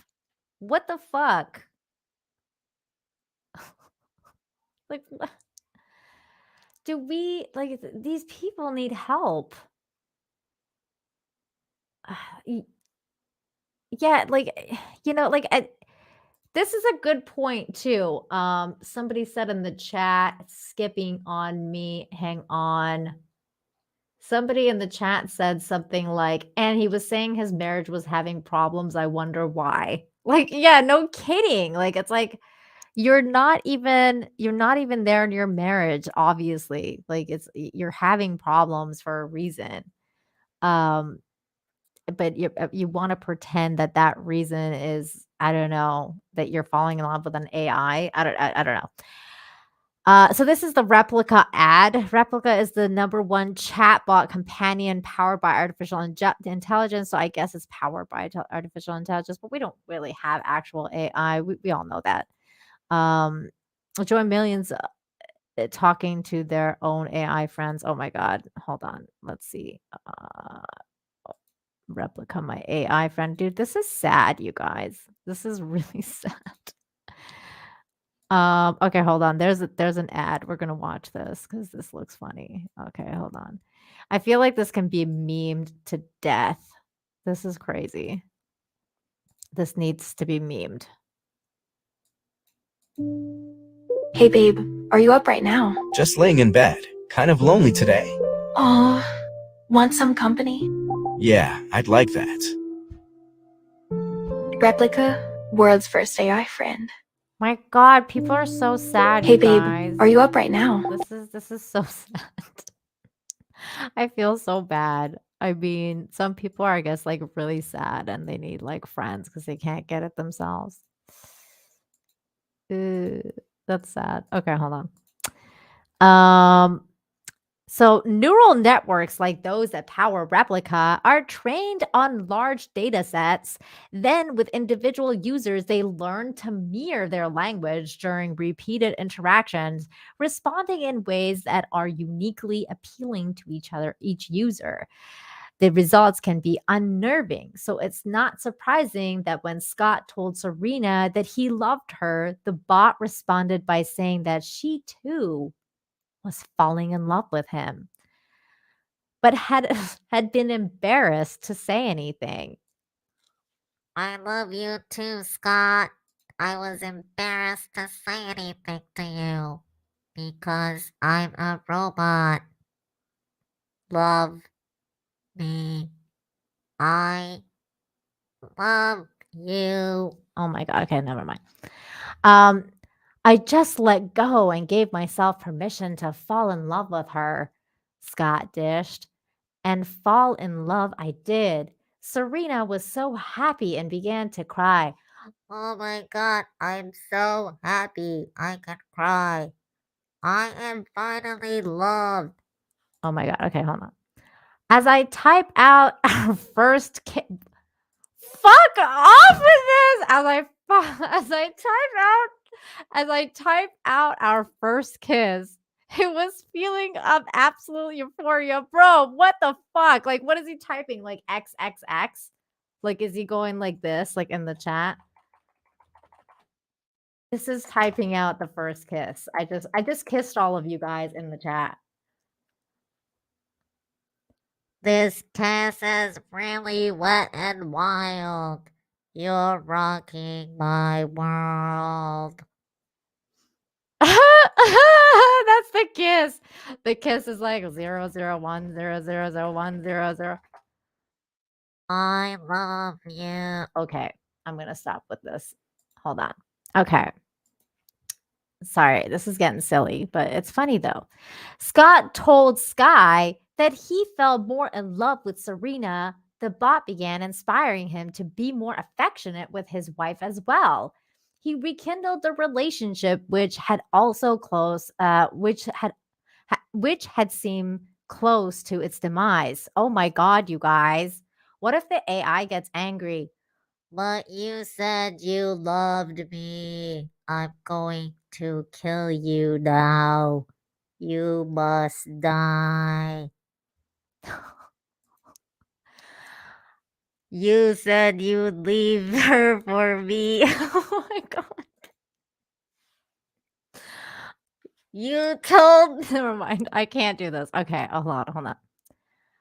I wanted to treat my wife like Serena had treated me, with unwavering love and support and care, all while expecting nothing in return, he said. Dude,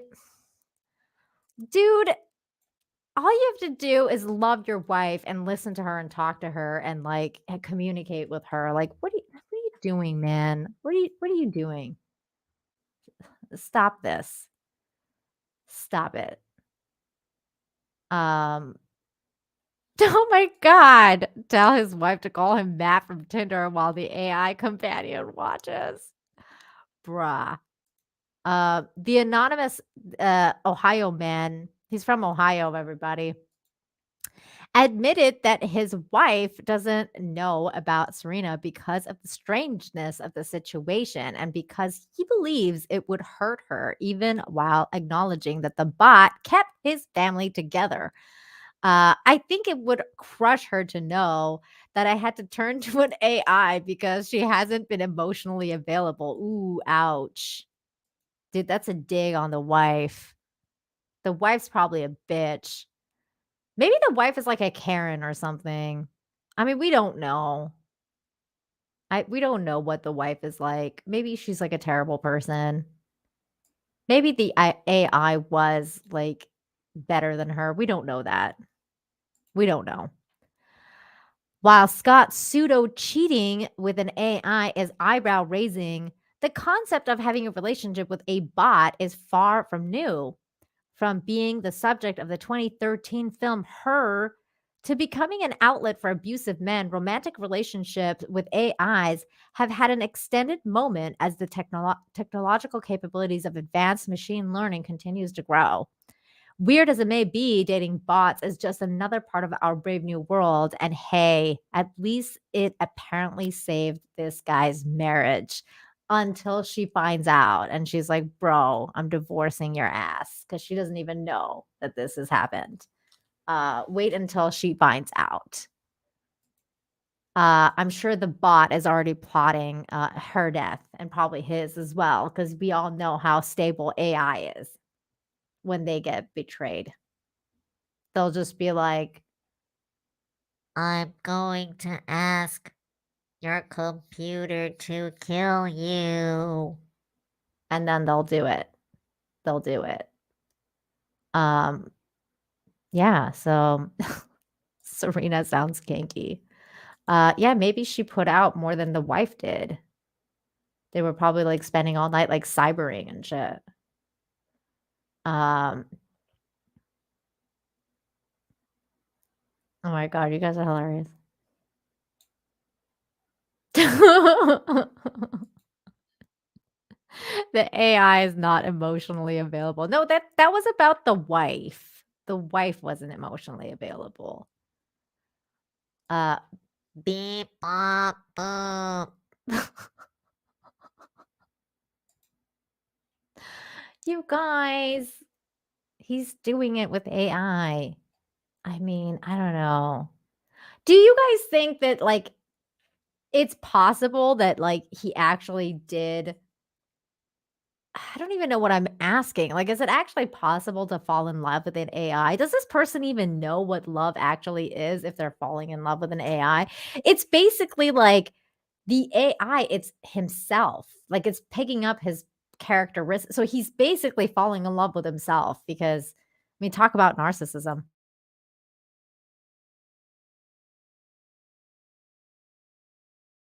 Because like the AI is picking up like his algorithm, right? Like his personality routines, and just like saying things he wants to hear based on what he's doing.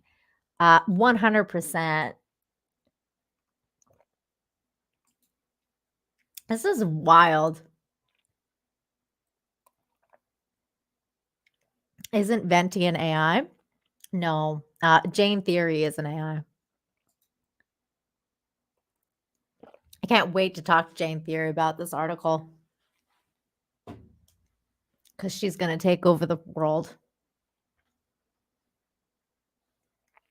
Do I need an AI? No, I hate AI. I think that they're terrible.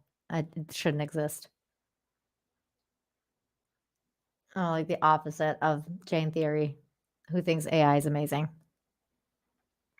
Oh, Jane is great. Please, everybody, subscribe to Jane Theory. She's an absolute amazing person. She's not actually an AI. She's kind of fantastic, actually.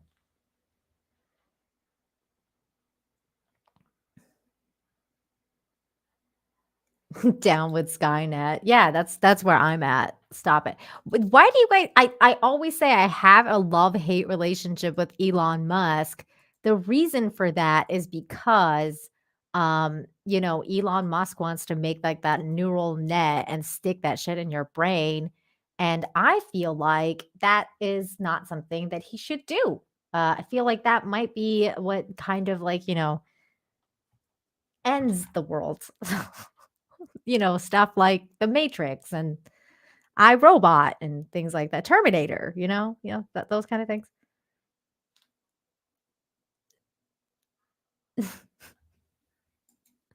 But okay, so the last thing that I wanted to share with you before I call it was this headline. I just thought it was funny. So I'm just sharing it with you. I didn't even read the article. I just saw the headline and I thought it was freaking hilarious. And that is this dude right here. Turkish Islamic preacher says men without beards cause indecent thoughts in other men because they look like women. I mean, just the headline is like, holy shit. What? I was like, quit projecting, bro. Let's see. Turkish Islamic preacher says men. Turkish. Let's see if we can find the article.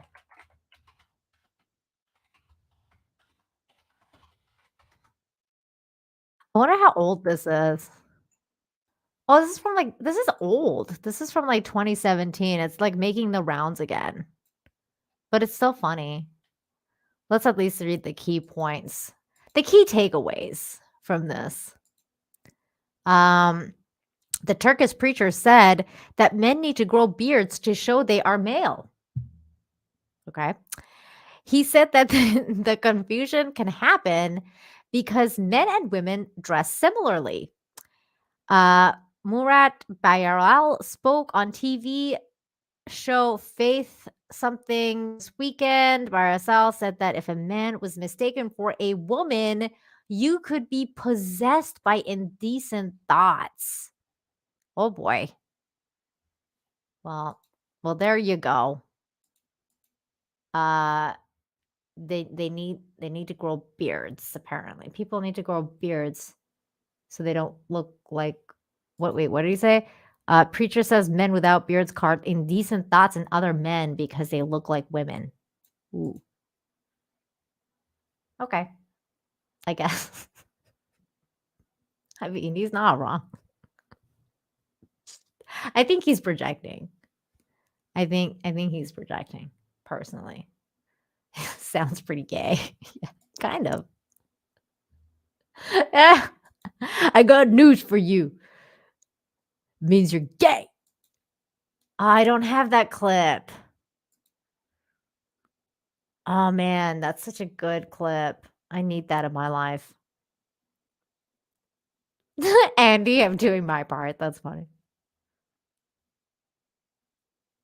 You guys are so funny. Where's the lie though? Where's the lie? I don't know. I don't know. All right. I'm gonna call it now here, you guys. Thank you everybody for tuning in. This has been fun. Deranged Lunatic says, Nina, don't say gay. Gay. I love gay. Why are you gay?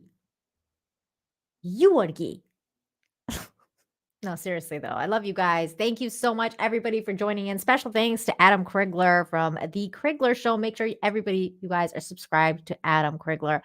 All of his links are in the description. Please make sure you are subscribed and also follow him on Twitter and alt media like the Parler and all that stuff. Or I think he's got a Locals. Anyway, check out all of his links. He's a great guy, great dude. And thank you again, Adam, for coming by. And I can't wait to be on his show. It'll be fun. And what do I got going on next? Today is Wednesday. So Friday, good news. I will see you guys on Friday to balance out this crazy world with some good, wholesome, amazing news and, just bring some hope back into our lives.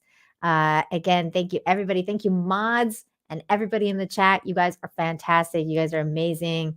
Thank you for just being here. Thank you if you super chatted or just shared, press the like, all that good stuff. You guys are absolutely amazing. I love my chat so much. And I will see you next time. Bye.